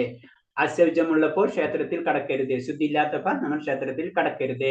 വേദശാസ്ത്രം അനുസരിച്ച് കുടുംബത്തിൽ ഒരാൾ മരിച്ചാൽ ആ കുടുംബം മുഴുവൻ കുടുംബശുദ്ധി അനുസരിച്ച് ഒരു നിശ്ചിത കാലം വരെ അശുദ്ധമായിരിക്കും. കുടുംബത്തിൽ ഒരു മരണം ഉണ്ടായി കഴിഞ്ഞാൽ കുറച്ചു കാലം വരെ ആ ഗൃഹം മുഴുവനും എന്തായിരിക്കും? അശുദ്ധമായിരിക്കും. ഉദാഹരണമായി ബ്രാഹ്മണ കുലത്തിൽ അശുദ്ധ കാലയളവ് 12 ദിവസങ്ങളും, ക്ഷത്രിയർക്ക് വൈശ്യർക്ക് 15 ദിവസങ്ങൾക്കും, ശൂദ്രർക്ക് 30 ദിവസങ്ങളുമാകുന്നു. അപ്പൊ ക്ഷത്രിയന്മാരും വൈശ്യരും ഇവിടെ ജനറൽ ആയിട്ട് ഒരു കാര്യം പറയാണ്, പലവരുടെ വർണ്ണങ്ങളും ആശ്രമങ്ങളും അനുസരിച്ച് പലവർക്കും പല രീതിയാണ്. അത് വേദങ്ങളിൽ എന്താ നിർദ്ദേശിച്ചെന്ന് അതേപോലെ നമ്മൾ ചെയ്യാം, അത്രേ ഉള്ളൂ. ഒരു കൈ കൊണ്ട് നമസ്കരിക്കരുത്. ഒറ്റ കൈ കൊണ്ടൊന്നും ഒരിക്കലും തെറ്റരുത്. സമയം സാധാരണ ഒരു കയ്യിൽ ഒരെണ്ണം പിടിച്ചിട്ട് അങ്ങനെ ഒന്നും ചെയ്യരുത്, അതൊക്കെ തെറ്റാ. ശ്രീകൃഷ്ണന്റെ മുന്നിൽ പ്രദക്ഷിണം വെക്കാൻ പാടില്ല. ശ്രീകൃഷ്ണന് മുന്നിൽ പ്രദക്ഷിണം വെക്കാൻ പാടില്ല. ക്ഷേത്രത്തിന്റെ വലത്ത് ഭാഗത്ത് കൂടി ക്ഷേത്രത്തിന് ചുറ്റി ആദരവ് നടക്കുന്നതാണ് പ്രദക്ഷിണം. 4 അമ്പലത്തിന് ചുറ്റി പ്രദക്ഷിണം വെക്കേണ്ടതാണ്. കുറഞ്ഞത് പ്രതിദിനം ഇതെന്തോ എനിക്കത് മനസ്സിലായില്ല, അത് ഞാൻ നോക്കിയിട്ട് പറയാം കേട്ടോ. അപ്പൊ എന്താണ് ചെയ്യണം? ക്ഷേത്രത്തിൽ നമ്മൾ പ്രദക്ഷിണം വെക്കണം. 4 അമ്പലത്തിന് ചുറ്റിയാണ് പ്രദക്ഷിണം വെക്കേണ്ടത്. പിന്നെ വിഗ്രഹത്തിന് മുമ്പിൽ കാല് വെക്കരുത്. നമ്മൾ ഇരിക്കുന്ന സമയത്തൊക്കെ മുന്നിലേക്ക് കാല് വെച്ചിരിക്കുമല്ലേ, അതാണ് പറഞ്ഞത്. അങ്ങനെയൊന്നും നമ്മൾ ചെയ്യരുത്. വിഗ്രഹത്തിന് മുന്നിൽ കാല് വെക്കരുത്. ഒരു കൈ കൊണ്ട് കാലിന്റെ ഞെരാണിയിലോ കൈമുട്ടിലോ കാൽച്ചുവട്ടിലോ പിടിച്ചുകൊണ്ട് വിഗ്രഹത്തിന് മുന്നിൽ ഇരിക്കരുത്. ഇരിക്കുമ്പോൾ വളരെ സാധാരണ രീതിയിൽ ഇരിക്കുക. നമ്മൾ ചിലപ്പോൾ കൈ അങ്ങനെ പല രീതിയിൽ ഇരിക്കുമല്ല, അതൊന്നും ചെയ്യരുത്. കൃഷ്ണന്റെ വിഗ്രഹത്തിൽ മുന്നിൽ കിടക്കരുത്, കിടക്കാൻ പാടില്ല. ക്ഷേത്ര വിഗ്രഹത്തിന് മുന്നിൽ കിടക്കരുത്. വിഗ്രഹത്തിന് മുന്നിൽ വെച്ച് വിഗ്രഹത്തിന് മുന്നിൽ വെച്ച് പ്രസാദം സ്വീകരിക്കരുത്. അതെന്ന് വെച്ചാൽ നേരിട്ട് നമ്മൾ മുന്നിൽ വെച്ചിട്ട് പ്രസാദം കഴിക്കില്ല, അതൊന്നും ചെയ്യാൻ പാടില്ല. വിഗ്രഹത്തിൽ നിന്നുകൊണ്ട് കള്ളം പറയരുത്. വിഗ്രഹത്തിന് മുന്നിൽ നിന്നുകൊണ്ട് കള്ളം പറയരുത്. വിഗ്രഹത്തിന് മുന്നിൽ വെച്ച് ഉച്ചത്തിൽ സംസാരിക്കരുത്. അറിയാം, നമുക്കറിയാല്ലേ, വിഗ്രഹത്തിന്റെ ക്ഷേത്രത്തിൽ വെച്ച് വലിയ ബഹളം ഉണ്ടാക്കുന്നത്, അതൊക്കെ തെറ്റാണ്. വിഗ്രഹത്തിന് മുന്നിൽ വെച്ച് മറ്റുള്ളവരുമായി വർത്തമാനം പറയരുത്. നമ്മൾ ക്ഷേത്രത്തിൽ വന്നു കഴിഞ്ഞാൽ തീർച്ചയായിട്ടും ക്ഷേത്രത്തിന്റെ മര്യാദകൾ നമ്മൾ പാലിച്ചിരിക്കും. അവിടെ സംസാരവേദിയുള്ള സ്ഥലമല്ല, അത് നാമജപത്തിന്റെ സ്ഥലമാണ്. വിഗ്രഹത്തിന് മുന്നിൽ കൂക്കി വിളിക്കുകയോ നിലവിളിക്കുകയോ ചെയ്യരുത്. വിഗ്രഹത്തിന് മുന്നിൽ വെച്ച് ലഹള കൂടുകയോ അടിപിടി ഉണ്ടാക്കുകയോ ചെയ്യരുത്. വിഗ്രഹത്തിന് മുന്നിൽ ശാസിക്കുകയോ ശിക്ഷിക്കുകയോ അരുത്. വിഗ്രഹത്തിന് മുന്നിൽ വിഗ്രഹത്തിന് മുന്നിൽ വെച്ച് ഭിക്ഷ നൽകരുത്. വിഗ്രഹത്തിന് മുന്നിൽ വെച്ച് പരുഷമായി സംസാരിക്കരുത്. കമ്പിളി പൊതിച്ച് ധരിച്ച് വിഗ്രഹത്തിന് മുന്നിൽ ചെല്ലരുത്. അത് സാധാരണ നോർത്ത് ഇന്ത്യയിലൊക്കെ കാണുന്നതാണ്. അതാണ് അത് പറഞ്ഞത്. കമ്പിളി പൊതുപ്പ് ധരിച്ച് വിഗ്രഹത്തിന് മുന്നിൽ ചെല്ലരുത്. വിഗ്രഹത്തിന്റെ സാന്നിധ്യത്തിൽ അന്യരെ സ്തുതിക്കുകയോ പ്രകീർത്തിക്കരുത്. ക്ഷേത്രത്തിൽ എന്താണ് ഭഗവാനെ സ്തുതിക്കേണ്ട സ്ഥലമാണ്, മറ്റുള്ളവരെ സ്തുതിക്കുകയോ മറ്റുള്ളവരെ അപകീർത്തിക്കപ്പെടേണ്ട സ്ഥലമല്ല, ചുരുക്കി പറഞ്ഞു കഴിഞ്ഞാൽ. അത് വേണമെന്ന് വെച്ചാൽ നമുക്ക് വേറെ രീതിയിലൊക്കെ ചെയ്യാം. വിഗ്രഹത്തിന് മുന്നിൽ വെച്ച് അസഭ്യ ഭാഷണം ചെയ്യരുത്, തെറ്റ്. സംസാരങ്ങൾ ശ്രദ്ധിക്കണം. വിഗ്രഹത്തിന് മുന്നിൽ അധോമുഖവായു ബഹിർമയിക്കരുത്. പിന്നെ അവരവരുടെ കഴിവിനനുസരിച്ച് ഭഗവാന് എന്തെങ്കിലും സമർപ്പിക്കുന്ന കാര്യം മറക്കരുത്. നമുക്ക് എന്താ ചെയ്യാൻ പറ്റുന്നത് അത് ഭഗവാന് ചെയ്തിരിക്കുന്നു. അതിന് ഇലയോ പൂവോ കായോ ജലമോ എന്തും ഭഗവാൻ സമർപ്പിക്കാമെന്നും അതിൽ ഭഗവാൻ തൃപ്തനാണെന്നും ഭഗവതിയിൽ പറഞ്ഞു. അതറിയാം, നമുക്ക് പത്രം പുഷ്പം ഫലം തോയ അല്ലെ. കാരണം വെച്ചാൽ അതൊക്കെ നമ്മുടെ കഴിവിനനുസരിച്ച്. ഒരാൾക്ക് കഴിവ് ചിലപ്പോ എന്താന്ന്, ചിലപ്പോ 50 കോടി കൊടുക്കാന്ന് വെച്ചാൽ ആൾ 50 കോടി കൊടുക്കുക. ഒരാൾക്ക് 500 കോടി. പ്രഭു ഹരേ കൃഷ്ണ. ഹരേ കൃഷ്ണ. പറയും മാതാജി, രാജാ മാതാജി. ഇത് ഭക്തിരസാമൃത സിന്ധുവിന്റെ ക്ലാസ് ആണോ? അതെ. ഞാൻ 7 മറ്റേ ഗൃഹത്തിൽ കയറിയിട്ട് എനിക്ക് കിട്ടുന്നില്ല. അപ്പൊ ഞാനിതില് 3 മണിയുടെ ലിങ്കിൽ കയറിയപ്പോഴാണ് എനിക്ക് കിട്ടിയതേ. അപ്പം മാതാജിനെയല്ല കണ്ടേ, പ്രഭുജിനെയാണ് കണ്ടേ. അതാണ് ഡൗട്ട് ചോദിച്ചത് കേട്ടോ. ഇത് ഭക്തിരസാമൃത സിന്ധുവിന്റെ ക്ലാസ് ആണ് മാതാജി. ഇന്ന് ലീവ് ചെയ്തോ? അല്ല, എനിക്ക് ഇതിലാണ് കേറേണ്ടത്. രാധമാതാജി ഇതിലുണ്ടാ? ഓക്കെ, ഭക്തിരസാമൃത ഉണ്ട്. ഓക്കെ. അപ്പൊ ഈ ലിങ്കല്ലേ ഇട്ടിരുന്നത് മാതാജി? ഇതില് ഞാൻ 7:30 ലിങ്കിൽ നോക്കിയപ്പോ എനിക്ക് അതില് ആ നീല കളർ വന്നാലല്ലേ നമുക്ക് കേറാൻ പറ്റുള്ളൂ. അപ്പൊ അതില്ല. അപ്പൊ എനിക്ക് കേറാൻ പറ്റുന്നുണ്ടായില്ല. അപ്പൊ 3 മണിയുടെ ഈശോപനിഷത്തിന്റെ ഇതായിരുന്നു. അപ്പൊ അത് ഇന്ന് ലാസ്റ്റ് ദിവസമായിരുന്നു. അല്ല മാതാജി, ഇത് ഈ ഉപനിഷത്ത് ഭക്തിശാസ്ത്രി കോഴ്സിനുള്ളതാണ്. ഇത് മാതാജി ലെവൽ 3-ലായിരിക്കും അല്ലെ? ലെവൽ 3 ആണ്. അല്ല, ലെവൽ 3-ലെ ക്ലാസ് അല്ല ഇത്. ഇത് ഭക്തിശാസ്ത്രി കോഴ്സിന്റെ ആണ്. ഞങ്ങള് ഭക്തിരസാമൃത സിന്ധുവിന്റെ ഇതാണ്. മനസ്സിലായി? ഭക്തിരസാമൃത സിന്ധുവിന്റെ വേറെ ക്ലാസ് ഉണ്ടാവും, വേറെ ലിങ്ക് ഉണ്ടാവും, അതിൽ കയറി. ഇത് വേറെ ക്ലാസ് ആണത്. ശരി പ്രഭുജി. മാതാജി ഇതിന് ലീവ് ചെയ്തോളൂ, അതിൽ കയറിക്കോളൂ കേട്ടോ. ഹരേ കൃഷ്ണ.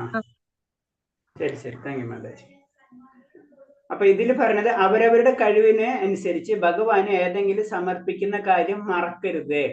കാരണം നമ്മൾ പറയില്ല, നമുക്ക് എന്താ 5 ഉറുപ്പിക 50 ഉറുപ്പിക എത്രയാണെന്ന് വെച്ച് കഴിഞ്ഞാൽ അത് ഭഗവാന് നമ്മുടെ കഴിവിനനുസരിച്ച്. അത് രൂപഗോസ്വാമി നമുക്ക് പറഞ്ഞു തന്നിട്ടുള്ളതാണ്, അത് നമുക്കറിയാം അല്ലെ. അതേപോലെ നമ്മുടെ ഇതിനനുസരിച്ച് നമ്മൾ ചെയ്തിരിക്കണം. പിന്നെ അതേപോലെ തന്നെ എന്ത് ഭഗവാന് സമർപ്പിക്കാമെന്ന് അതിൽ ഭഗവാൻ തൃപ്തനാണ് ഭഗവതിയിൽ പറയുന്നത്. ഈ പദ്ധതി സാർവത്രികമായി അംഗീകരിക്കപ്പെട്ടിട്ടുണ്ട്. അപ്പൊ നമ്മൾ കൊണ്ട് ചെയ്യാൻ പറ്റുന്ന കാര്യം തീർച്ചയായിട്ടും നമ്മൾ ചെയ്തിരിക്കണം. കാരണം നമുക്കെല്ലാം ഭഗവാനാണ് തന്നിട്ടുള്ളത്. വളരെ സിമ്പിൾ ആയിട്ട് നമുക്ക് ആലോചിച്ചാൽ അറിയാം അല്ലെ. അല്ലാണ്ട് നമ്മൾ വിചാരിക്കും നമ്മുടെ അല്ല, നമ്മുടെ പ്രയത്നം കൊണ്ടല്ല, അത് നമ്മളെ കർമ്മബലം അല്ലെ. നമുക്ക് അത് ഭഗവതിയിലൊക്കെ പഠിച്ചു കഴിഞ്ഞാണ് അതൊക്കെ.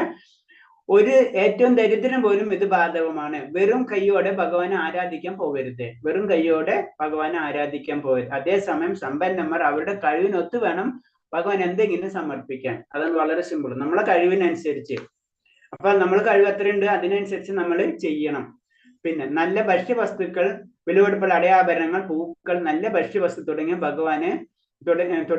ഭഗവാന് ഇലയും വെള്ളവും തന്റെ ഐന്ദ്രിക തന്ത്രത്തിന് വേണ്ടി വാരിക്കൊരി ചെലവാക്കൽ ഈ മനോഭാവം ശരിയല്ലെന്ന് ഓർക്കണം.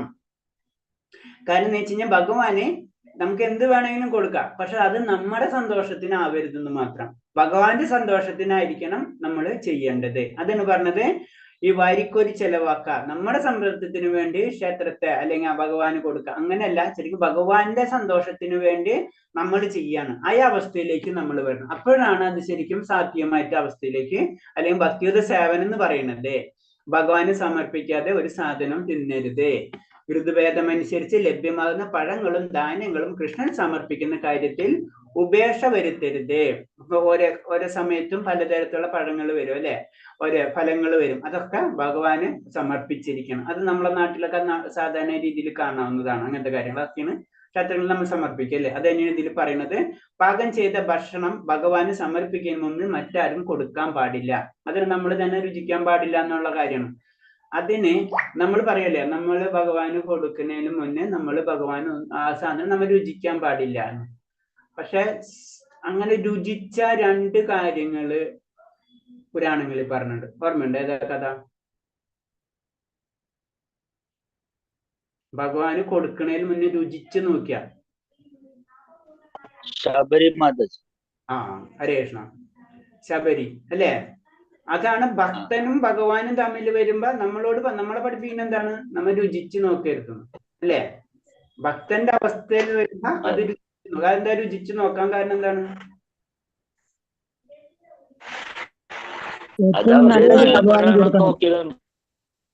നല്ലതാണെന്ന് നോക്കിയാണ് ചെയ്തത് അല്ലേ?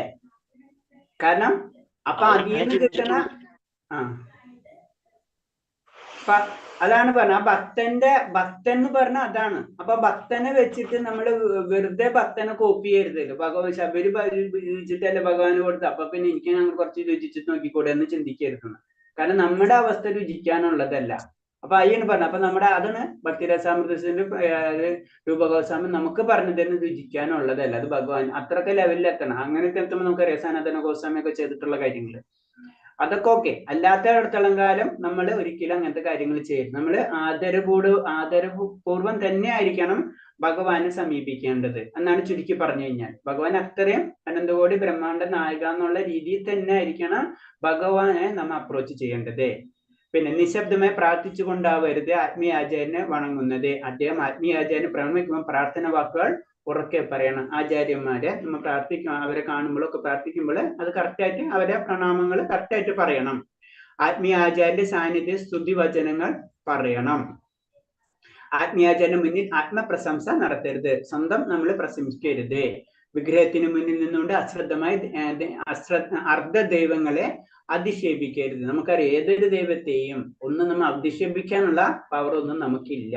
അപ്പൊ അതൊന്നും നമ്മൾ ഒരിക്കലും ചെയ്യരുത് എന്നാ പറയുന്നത്. നമ്മള് ഭഗവാനാണ് അൾട്ടിമേറ്റ്, അത് മാത്രം ലക്ഷ്യം. ബാക്കിയുള്ള ദൈവങ്ങള് ഭഗവാന്റെ ശക്തികൾ തന്നെയാണ്. ബാക്കി ഭഗവാൻ പറയുന്നതാണ് എല്ലാ ജീവചൈതന്യങ്ങളും, അതായത് എല്ലാ അംശങ്ങളും എന്റെയാണ്. അപ്പൊ എല്ലാവരും അതേപോലെ തന്നെ നമുക്ക് കാണണം. അപ്പൊ അതല്ല ഭഗവാൻ എന്ന് നമ്മൾ മാത്രം മനസ്സിലാക്കാം. ഇതിനു പുറമെ മറ്റും ചെയ്യാൻ പാടില്ലാത്ത കർമ്മങ്ങൾ വരാഹ പുരാണത്തിൽ പറയുന്നുണ്ട്. അപ്പൊ എത്ര പറയുന്നുണ്ട് വരാഹ പുരാണം? അപ്പൊ എത്ര പുരാണങ്ങളാണ്? അപ്പൊ ഇപ്പൊ നമ്മളോട് പറഞ്ഞ എന്താണ് 3 ഗ്രന്ഥം വായിച്ചാൽ മതി. പക്ഷെ രൂപഗോസ്വാമി ചെയ്തിട്ടുള്ളത് എന്താണ്? കാരണം എന്ന് വെച്ചാൽ അനേകം ഗ്രന്ഥങ്ങളിലെ റെഫറൻസ് എടുത്ത് പറഞ്ഞു തരുന്നത്. അപ്പൊ അവർ ആചാര്യന്മാരാണ്, അവർ അത്ര തലത്തിലുള്ളവരാണ്. അപ്പൊ അവർക്ക് പല ഗ്രന്ഥങ്ങൾ വായിക്കാനും വായിച്ച് മനസ്സിലാക്കാനും അത് ഏതാ ശരി, ഏതാണ് തെറ്റും, ഏതാണ് ശിഷ്യന്മാർക്ക് അല്ലെങ്കിൽ ഏതാണ് ഭക്തന്മാർക്ക് കൊടുക്കേണ്ടതെന്ന് അവർക്കറിയാം. അതിനനുസരിച്ചാണ് അവർ പറഞ്ഞു തരുന്നത്. അത് നമ്മളെപ്പോഴും ആചാര്യന്മാരെ കാലടിപ്പാടുകൾ പിന്തുടരാന്ന് പറയുമ്പോ, ആചാര്യന്മാർ കാലടിപ്പാടുകൾ പിന്തുടരാന്ന് പറയുമ്പോ ആചാര്യന്മാര് ഇപ്പൊ വരാഹപുരാണം വായിച്ചിട്ടില്ലേ, അപ്പൊ നമ്മൾ വായിച്ചാൽ എന്തേ? അതല്ല അർത്ഥം. ആചാര്യന്മാർ പറയുന്ന രീതി നമ്മൾ പാലിക്കുക, അവരനുസരിക്കുക. അതാണ് നമ്മളെ കാലടിപ്പാടുകൾ പിന്തുടരുന്നതിന്റെ അർത്ഥം. ഇരുട്ടുമുറിയിൽ വെച്ച് വിഗ്രഹത്തെ സ്പർശിക്കരുത്. വിഗ്രഹാരാധന ചട്ടവട്ടങ്ങൾ ഒന്നും പോലും ഉപേക്ഷിക്കരുത്. വിഗ്രഹത്തിന് ആരാധന ചിട്ടവട്ടങ്ങൾ ഉണ്ടല്ലേ, അതൊക്കെ നമ്മൾ കറക്റ്റായിട്ട് പരിപാലിക്കണം. ഏതെങ്കിലും ശബ്ദം ഉണ്ടാക്കിക്കൊണ്ടല്ലാതെ വിഗ്രഹം പ്രതിഷ്ഠിക്കുന്ന ക്ഷേത്രത്തിനുള്ളിൽ കടക്കരുത്. ക്ഷേത്രത്തിനുള്ളിൽ കടക്കുമ്പോൾ നമ്മൾ എന്താണ് ശബ്ദം ഉണ്ടാക്കി, നമ്മളറിയാം, നമ്മൾ മണിയടിച്ചിട്ടാണ് ഭഗവാനെ ഉണർത്തിട്ടെന്നുള്ള സങ്കല്പത്തിലാണ് നമ്മുടെ ക്ഷേത്രങ്ങൾ തുറക്കുക അല്ലെ. അത് തന്നെയാണ് പറഞ്ഞത്. നായ തുടങ്ങിയ നികൃഷ്ട ജീവികൾ കാണുക ഭക്ഷണ സാധനം വിഗ്രഹത്തിന് മുന്നിൽ സമർപ്പിക്കരുത്. മറ്റു ജീവിതം നമ്മളറിയാം, അത് അടച്ചിട്ടൊക്കെ കൊണ്ടുപോകും അല്ലെ, നമ്മള് നിവേദ്യത്തിനുള്ള സാധനങ്ങൾ. അത് അതേപോലെ തന്നെ ചെയ്യണം. പ്രാർത്ഥന വേളയിൽ നിശബ്ദത ഭജിക്കരുത്. ആരാധന സമയത്ത് മലമൂർത്തന വിസർജനം പാടില്ല. അപ്പൊ നിശബ്ദത അത് വളരെ വളരെ ചുരുക്കത്തിലെല്ലാം പ്രാർത്ഥിക്കുക. പല രീതിയിലുണ്ട്, നാമജപം തന്നെ പല രീതിയിലുണ്ട്. അത് ഓരോ സമയത്ത് എങ്ങനെയാണ് അതേപോലെ ചെയ്യുക. ക്ഷേത്രങ്ങളുടെ രീതി അനുസരിച്ച് നമ്മൾ ചെയ്തു പോകണം. പിന്നെ ഒരു സ്ഥലത്ത് പൂജ, ഒരു സ്ഥലത്ത് അതൊന്നും നമ്മൾ ചെയ്യാൻ പാടില്ല. പുഷ്പാർച്ചന നടത്താതെ ധൂപം പൊയ്ക്കരുത്. അപ്പൊ ആദ്യം ചെയ്യേണ്ടത് പുഷ്പാണ്, അത് കഴിഞ്ഞിട്ടാണ് ധൂപത്തിലേക്ക് കടക്കേണ്ടത്. അതായത് നമ്മൾ അലങ്കാരം നമുക്കറിയാം, ക്ഷേത്രങ്ങൾ മുഴുവൻ അലങ്കരിച്ചതിന് ശേഷമാണ് പിന്നെ പൂജകൾ സ്റ്റാർട്ട് ചെയ്യുക. അപ്പൊ അലങ്കാരത്തിന് ഇമ്പോർട്ടൻസ് കൊടുക്കണം. നിർഗന്ധ പുഷ്പം കൊണ്ട് അർച്ചിക്കരുത്. നമുക്ക് അറിയാം, ഇതില്ലാത്ത സ്മെല്ലില്ലാത്ത അല്ലെ നിർഗന്ധ പുഷ്പങ്ങൾ കൊണ്ട്. അപ്പൊ അങ്ങനത്തെ പുഷ്പങ്ങൾ നമ്മൾ ഉപയോഗിക്കരുത്. നിത്യവും ദന്തധാവനം നടത്തുന്നതിൽ യാതൊരു ഉപേക്ഷ വരുത്തരുത്. സ്പർശമൊക്കെ ചെയ്യണം. നമ്മൾ ശുചിത്വം ആത്മീയവും അത് പുറത്തും അകത്തുള്ള ശുചിത്വം നമ്മൾ പരിപാലിച്ചിരിക്കണം. ലൈംഗിക ബന്ധത്തിന് ശേഷം നേരെ ക്ഷേത്രത്തിൽ പ്രവേശിക്കരുത്. തീണ്ടായിരിക്കുന്നവരെ സ്പർശിക്കരുത്. അപ്പൊ അശുദ്ധമാണ്. അപ്പൊ ജനറലായിട്ട് നമുക്കറിയാം അതൊക്കെ. മൃതദേഹത്തിൽ സ്പർശിച്ചിട്ട് ക്ഷേത്രത്തിൽ കടക്കരുത്. മുഷിഞ്ഞതോ ചുവപ്പോ നീല എന്നീ നിറങ്ങളോടായ വസ്ത്രം ധരിച്ച് ക്ഷേത്രത്തിൽ പ്രവേശിക്കും. വളരെ കളർഫുൾ ആയിട്ടുള്ള ഡ്രസ്സുകളൊക്കെ ഇട്ടിട്ടല്ലേ, അതൊന്നും അങ്ങനെ ചെയ്യാം. അതുപോലെ തന്നെ മുഷിഞ്ഞത് അങ്ങനത്തെ ഉള്ള, അത് സിമ്പിൾ ആയിട്ട് പറഞ്ഞ സിമ്പിൾ ഡ്രസ്സ് ആയ സിംപ്ലിസിറ്റി ഫോളോ ചെയ്യാം. വളരെ വേറൊന്നുമില്ല അതില്. അത് എന്താ, പരിശുദ്ധി ആയിരിക്കണം, ശുദ്ധി ഉണ്ടായിരിക്കണം. ഇങ്ങനത്തെ കാര്യങ്ങളാണ് ജനറൽ ആയിട്ട്. മൃതദേഹം കണ്ടതിന് ശേഷം അമ്പലത്തിൽ കയറരുത്. മൃതദേഹം കണ്ടു കഴിഞ്ഞാൽ അമ്പലത്തിൽ കയറരുത്. അമ്പലത്തിൽ ഒരാൾ അധോമുഖമായി ബഹിർമുഖിക്കരുത്. ക്ഷേത്രവളത്തിൽ വെച്ച് കോപിക്കരുത്. ക്ഷേത്രവളപ്പിൽ തന്നെ വെച്ച് കോപിക്കാൻ പാടില്ല എന്നാണ് പറഞ്ഞത്. ശ്മശാനത്തിൽ പോയ ശേഷം ക്ഷേത്രത്തിൽ കടക്കരുത്. വിഗ്രഹത്തിന് മുന്നിൽ വെച്ച് ഏമ്പക്കം വിടരുത്. അതെന്താണ് അതെന്ന് വെച്ച് കഴിഞ്ഞാൽ നമുക്കറിയാം അത് തെറ്റാണ്. അത് ഒരു തരത്തിലുള്ള ഗന്ധം തന്നെയാണല്ല. അതിന് പറഞ്ഞത് ഏമ്പക്കം വിടരുതെന്ന് പറയുന്നത്. അപ്പൊ എന്താണ് അതിന്റെ അർത്ഥം എന്ന് വെച്ച് കഴിഞ്ഞാല്, നമ്മളെല്ലാം കഴിഞ്ഞിട്ടാണ് പ്രസാദം കഴിക്കേണ്ടത്. ചുരുക്കി പറഞ്ഞു കഴിഞ്ഞാല് പ്രസാദം മുഴുവനും ചെയ്തിട്ടല്ല, അല്ലെങ്കിൽ പ്രസാദം കഴിക്കുമ്പോൾ അതിനനുസരിച്ച് കഴിക്കാം. കൂടുതൽ ആയ ലെവലിന് പറയുന്നത്. അതിന്റെ ഭക്ഷണം പൂർണ്ണമായി ദഹിക്കുന്നതിന് മുമ്പ് ക്ഷേത്രത്തിൽ പ്രവേശിക്കാൻ പാടില്ല. അത് ഭക്ഷണം കഴിച്ചിട്ടുണ്ടെങ്കിൽ അത് ദഹിക്കുന്നവരെങ്കിലും കഴിഞ്ഞിട്ട് ചെയ്യാം. കഞ്ചാവ്, മരിജുവ തുടങ്ങി ഉപയോഗിക്കരുത്. ലഹരി പദാർത്ഥങ്ങൾ ഉപയോഗിക്കരുത്. നമുക്കറിയാം, കറുപ്പ് തുടങ്ങിയ മാദക ദ്രവ്യങ്ങളുടെ ലഹരി പദാർത്ഥങ്ങൾ ഉപയോഗിച്ചിട്ട്, ഏത് പദാർത്ഥങ്ങൾ ഉപയോഗിച്ചിട്ട് ക്ഷേത്രങ്ങളിൽ കടക്കരുത്. ഒരു ഭക്തൻ എന്ന ചെറിയ ഇതൊന്നും ഉപയോഗിക്കാനും പാടില്ല. ശരീരത്തിൽ എണ്ണ തേച്ചുകൊണ്ട് വിഗ്രഹത്തെ തൊടുകയോ വിഗ്രഹം പ്രതിഷ്ഠിച്ചിരിക്കുന്ന മുറിയിൽ കടക്കുകയോ ചെയ്ത് എണ്ണ അതൊന്നും ഉപയോഗിച്ചിട്ട് നമ്മൾ ക്ഷേത്രത്തിൽ കടക്കരുത്. ഭഗവാന്റെ അധീനസത്തെ കുറിച്ച് പറയിപ്പിക്കുന്ന ഗ്രന്ഥങ്ങളുടെ അനാദാരവ് കാണിക്കരുത്.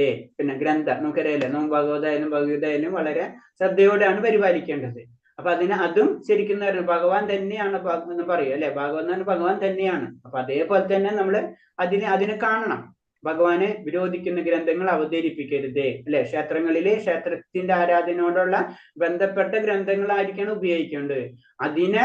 അതിനെ യുക്തിവാദി കൊണ്ട് തോൽപ്പിക്കാനുള്ള കാര്യങ്ങളല്ല ക്ഷേത്രത്തിൽ നടത്തേണ്ടത് അല്ലെ. ക്ഷേത്രം എന്ന് പറഞ്ഞാൽ ക്ഷേത്രത്തിന്റെ രീതിയിലുള്ള ഗ്രന്ഥപാരായണം. ഡിബേറ്റ് ചെയ്യണമെങ്കിൽ വേറെ സ്ഥലത്തിരുന്ന് ഡിബേറ്റ് ചെയ്തോ നിങ്ങൾ. ക്ഷേത്രത്തിന് അതിനനുവാദി കൊടുക്കരുത്.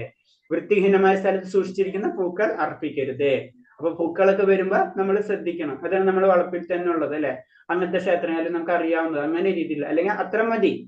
ചെയ്യാൻ പറ്റാവുന്ന രീതിയിലുള്ള പൂക്കൾ, മെയിൻ പൂജയ്ക്കെങ്കിലും നമ്മൾ എന്ത് ചെയ്യണം, അത് വളരെ പരിപാവനമായിട്ടുള്ള പൂക്കളായിരിക്കണം നമ്മൾ ഉപയോഗിക്കേണ്ടത്.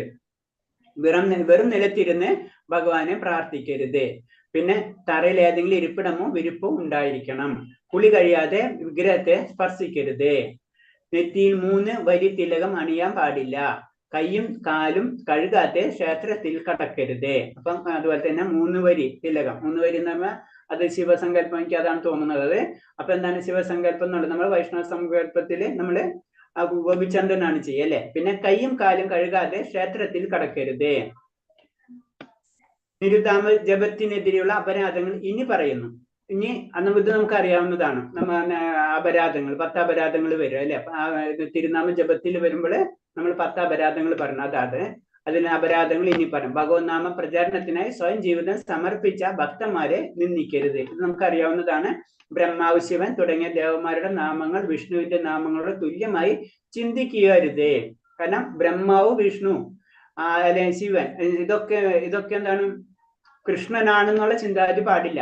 ചില നാസ്തിക വിഭാഗം ജനങ്ങൾ ഭഗവാനെ വിഷ്ണുവിനെ ദേവന്മാരെ തുല്യമായി കരുതുന്നു. എന്നാൽ ദേവന്മാർ ഭക്തനെ മനസ്സിലാക്കുന്നു. അതിനെ കാളി കാളി, ദുർഗ ദുർഗ എന്നിങ്ങനെ ജപിക്കുന്ന ഹരേ കൃഷ്ണ മഹാമന്ത്രത്തിന് ജപമായി തുല്യമാണെന്ന് കരുതുന്നത് അപരാധമാണ്. ആരും തന്നെ പരമപുരുഷന് സ്വതന്ത്രമല്ലെന്ന്. കാരണം എന്ന് വെച്ചാൽ വളരെ സിമ്പിളാണ്.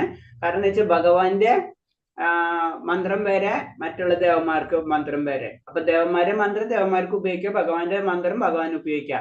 അല്ലാതെ ഭഗവാനും മറ്റുള്ള ദേവതകൾ ഒന്നാണ്, ഏത് മന്ത്രം ഉപയോഗിച്ചാൽ മതി എന്ന് പറയുന്നത് തെറ്റാണ്. ആത്മീയ ഗുരുവിന്റെ ആജ്ഞകൾ അനുസരിക്കാതിരുന്നത്. അപ്പൊ ആത്മീയ ഗുരു എന്തിനാണ്? നമ്മൾ ആത്മീയമായിട്ട് ഉയർത്തുന്നതിന് വേണ്ടിയാണ് അല്ലെ? അപ്പൊ ആത്മീയ ഗുരു പറഞ്ഞ് നമുക്ക് കേട്ടില്ല, ആത്മീയമായിട്ട് ഉയരില്ല. വളരെ സിമ്പിൾ ആണ്. അതിനാണ് ആജ്ഞകൾ അനുസരിക്കാതിരിക്കരുത്. വേദശാസ്ത്രങ്ങൾ അവയിൽ നിന്ന് അധിഷ്ഠിതമായ വൈദ്യസാഹിത്യങ്ങളെ നിന്ദിക്കരുത്. അപ്പൊ നമ്മൾ പറഞ്ഞിട്ടുണ്ട് വേദസാഹിത്യങ്ങൾ, അത് പറഞ്ഞിട്ടുണ്ട്. ആ ശാസ്ത്രത്തിന്റെ ബേസിലാണ് നമ്മൾ പോണത്. പിന്നെ ആ ശാസ്ത്രത്തിന്റെ വ്യാഖ്യാനങ്ങൾ ക്ഷമിക്കുക, അതിന് യുക്തിപരമായിട്ടുള്ള കാര്യങ്ങൾ കാണാം. അതൊക്കെ വിദ്യാർത്ഥി പറഞ്ഞല്ലോ എന്നാണ്, ആ വേദസാഹിത്യങ്ങൾ നിന്ദിക്കുന്ന പോലെയാണ്. അതിൽ പറഞ്ഞിട്ടുണ്ട് അത് ഫൈനല് ഭഗവന്ത് സാക്ഷാൽ ഭഗവത് പ്രണീത, ധർമ്മത്ത് സാക്ഷാൽ ഭഗവത് പ്രണീ എന്ന് പറഞ്ഞത് തന്നല്ല. ധർമ്മമാണ് ഭഗവാൻ, പിന്നെ അതിന്റെ അപ്പുറത്തേക്ക് ഇല്ല. അല്ലെങ്കിൽ ആ ശാസ്ത്രങ്ങൾ സത്യമാണ്, നമുക്കറിയാം. സ്മൃതി, ശ്രുതി ഇതൊക്കെ നമുക്ക് കേട്ടിട്ടുള്ളതാണ്. ആ സത്യത്തെ നമ്മൾ വിശ്വസിക്കുക, അതിന്റെ അപ്പുറത്തേക്ക് കടക്കരുത്. അങ്ങനെ ചെയ്തു കഴിഞ്ഞാൽ പിന്നെ നമ്മൾ ഭക്തിയല്ല, നമ്മൾ പിന്നെ യുക്തിവാദി അല്ലെങ്കിൽ നിരീശ്വരവാദിയിലേക്ക് കടക്കാണ്. ഹരേ കൃഷ്ണ മഹാമന്ത്ര മഹാത്മ്യങ്ങളെ ഭാവനയാക്കരുത്. ഭാവനയല്ല, ഭാവനയ്ക്ക് വേണ്ടിയിട്ടുള്ള കാര്യമല്ല, കവികൾ ഉണ്ടാക്കിയിട്ടുള്ള കാര്യങ്ങളല്ല. നമുക്കറിയാം ഇത് തന്നെ പല രീതിയിലും പറഞ്ഞു നടക്കുന്നത്. കാരണം ഭക്തി കവികൾ എന്നാണ് പറയാ ചിലർ. അതൊന്നല്ല. ഭഗവാന്റെ ദിവ്യനാമങ്ങൾക്ക് ഭൗതികമായി വ്യാഖ്യാനം നൽകുന്നത്. ഭൗതികമായ വ്യാഖ്യാനങ്ങൾ ഒരിക്കലും ഭഗവാനെ ഭൗതികമായിട്ട് തന്നെ വ്യാഖ്യാനിക്കാൻ പറ്റില്ല, പിന്നെയല്ല ഭഗവാന്റെ നാമങ്ങളെ. അപ്പൊ അങ്ങനെ ചെയ്യുന്നവരുണ്ട്, അതൊക്കെ തെറ്റാണ്. ഭഗവാന്റെ ദിവ്യനാമങ്ങൾ ജപിക്കുന്നതിന് പാപഫലത്തിൽ പാപം ചെയ്യുന്നത്. കുറച്ച് നാമം ജപിച്ച് അപ്പൊ എനിക്ക് കുറച്ച് പുണ്യം കിട്ടിയിട്ടുണ്ട്, അപ്പൊ എനിക്ക് കുറച്ച് പാപങ്ങളൊക്കെ ചെയ്താലും കുഴപ്പമില്ല എന്ന് ചിന്തിക്കുന്നത്, അതൊക്കെ തെറ്റാണ്. ഹരേ കൃഷ്ണ മഹാമന്ത്ര ജപത്തെ വേദങ്ങളിലെ ബലാധിഷ്ഠ കർമ്മകാന്ഡം ഒരു മംഗളകരമായ ചടങ്ങായി കരുതുന്നത്. അത് നമുക്ക് അറിയാവുന്നതാണ് അല്ലെ? ഇത് കിട്ടിക്കഴിഞ്ഞാൽ, ഈ മന്ത്രം ജപിച്ചു കഴിഞ്ഞാൽ നാളെ ലോട്ടറി കിട്ടും എന്നുള്ള രീതിയിൽ നാമം ജപിച്ചിട്ട് കാര്യമില്ല, ചുരുക്കി പറഞ്ഞു കഴിഞ്ഞാൽ. അപ്പൊ ഒരു മംഗളകരമായിട്ടുള്ള ചടങ്ങ്. അങ്ങനെ വേദത്തിലുള്ള മറ്റു മന്ത്രങ്ങളെ പോലെയാണ് ഹരകൃഷ്ണ മന്ത്രം എന്ന് പറയുന്നത് തന്നെ തെറ്റാണ്. ആവശ്യമായ ഒരു വ്യക്തിയുടെ ദിവ്യനാമത്തിന്റെ മഹാത്മ്യങ്ങൾ പറയുന്നത്. ആർക്ക് വേണമെങ്കിലും നാമം ജപിക്കാം, എന്നാൽ തുടക്കത്തിൽ ഒരു വ്യക്തിയുടെ നാമത്തിന്റെ അതീന്ദ്രിയ ശക്തിയെ കുറിച്ച് പറയാൻ പാടില്ല. നാമം ജപിക്കാൻ പറയാം, അതിന്റെ പവർ ആരോട് പറയേണ്ട ആവശ്യമില്ല. നിങ്ങൾക്ക് ചെയ്യാൻ പറ്റുന്ന അത്രേ ഉള്ളൂ. അതിന്റെ ഒരു അതീന്ദ്രിയ ശക്തിയാണ്. അതീന്ദ്രിയ എന്നാണെന്ന് ചിന്തിക്കാത്തതാണ്. അപ്പൊ ആ അവസ്ഥയില് നമ്മൾ പെട്ടെന്ന് നാമം ജപിച്ച് ഇങ്ങനെ ഭഗവാന്റെ അടുത്ത് ഇപ്പൊ തന്നെ അതല്ല, നമ്മൾ അതിന്റെ അതീന്ദ്രിയ അവസ്ഥകളൊന്നും സംസാരിക്കേണ്ട ആവശ്യമില്ല. നാമം ജപിക്കുക. നാമം ജപിച്ചു കഴിഞ്ഞാൽ നമ്മൾ അതല്ല, നമ്മൾ സിമ്പിൾ ആയിട്ട് പറയാം ആദ്യം നാമം ജപിക്കാനാണ്. യമനിയമങ്ങളും മറ്റുള്ള കാര്യങ്ങളൊന്നും നമ്മൾ ഇനീഷ്യൽ സ്റ്റേജിൽ പറയൂല.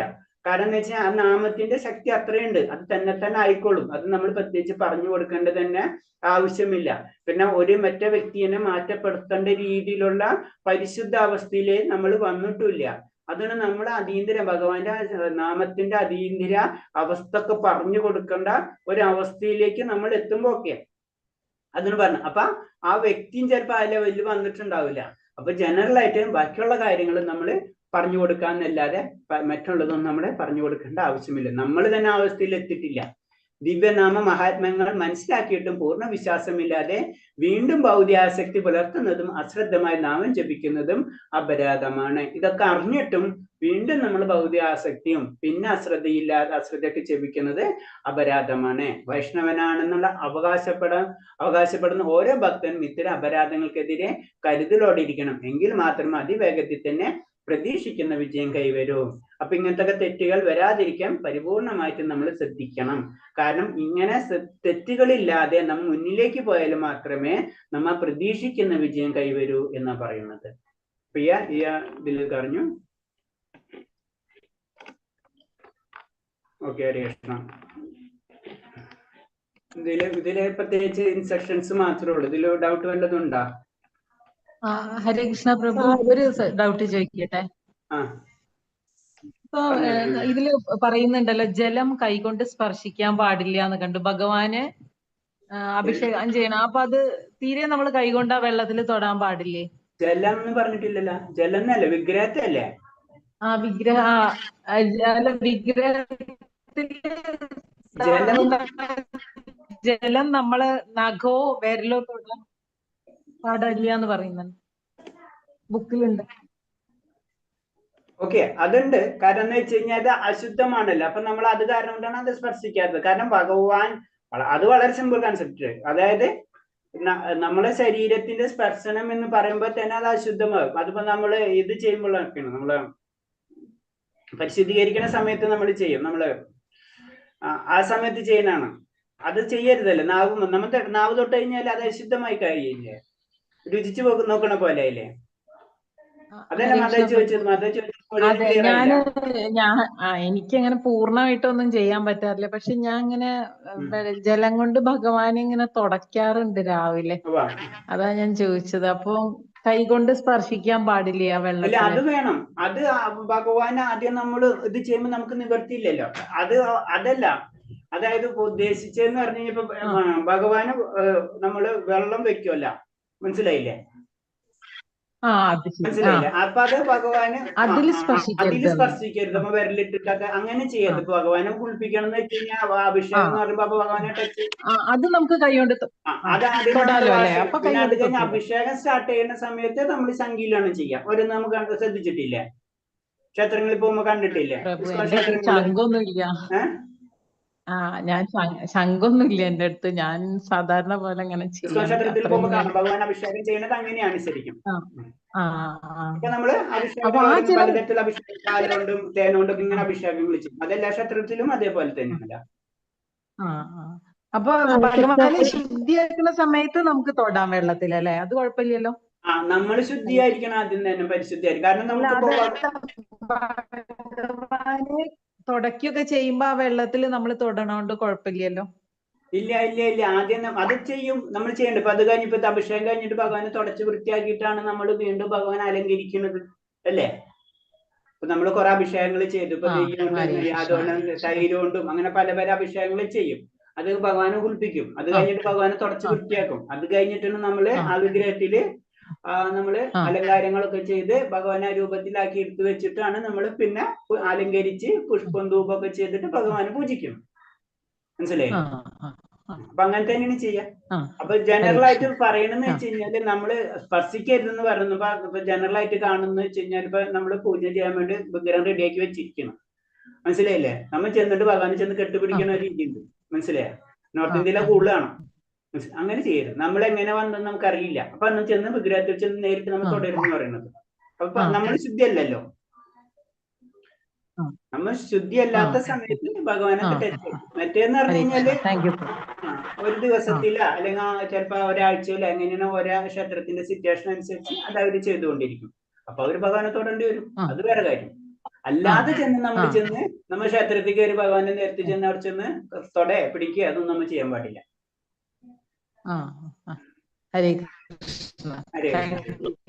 പ്രഭു, പുഷ്പാർച്ചന ചെയ്തിട്ട് ധൂപം കാണിക്കാൻ പാടുള്ളൂ എന്ന് പറഞ്ഞിരുന്നില്ലേ?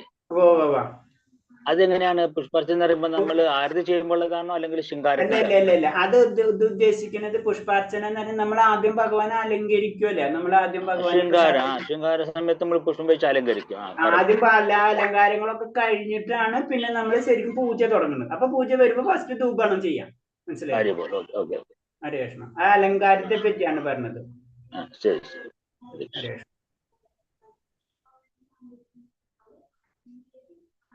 ഓക്കെ, ഹരേ കൃഷ്ണ. ഇതില് വേറെ സംശയങ്ങളൊന്നും ഇല്ലല്ലോ. അപ്പൊ ഞാൻ അടുത്തേക്ക് അല്ലെങ്കിൽ കുറച്ചും കൂടി എടുക്കട്ടെ. ഞാൻ അടുത്തത് 9ാമത്തെ ചാപ്റ്റർ. ഹരേ കൃഷ്ണ പ്രഭു, ഒരു ഡൗട്ടും കൂടി ഉണ്ട്. പറയും. അതെ, ഇത് കമ്പിളി പൊതിച്ചിട്ട് ചെയ്യാൻ പാടില്ല എന്ന് പറയണം. അപ്പം ഈ ഹിമാലയ -ഡിഗ്രി ഉള്ള സ്ഥലത്തൊക്കെ അതില്ലാണ്ട് എങ്ങനെയാ പ്രഭു? അതാണ് പറഞ്ഞത്.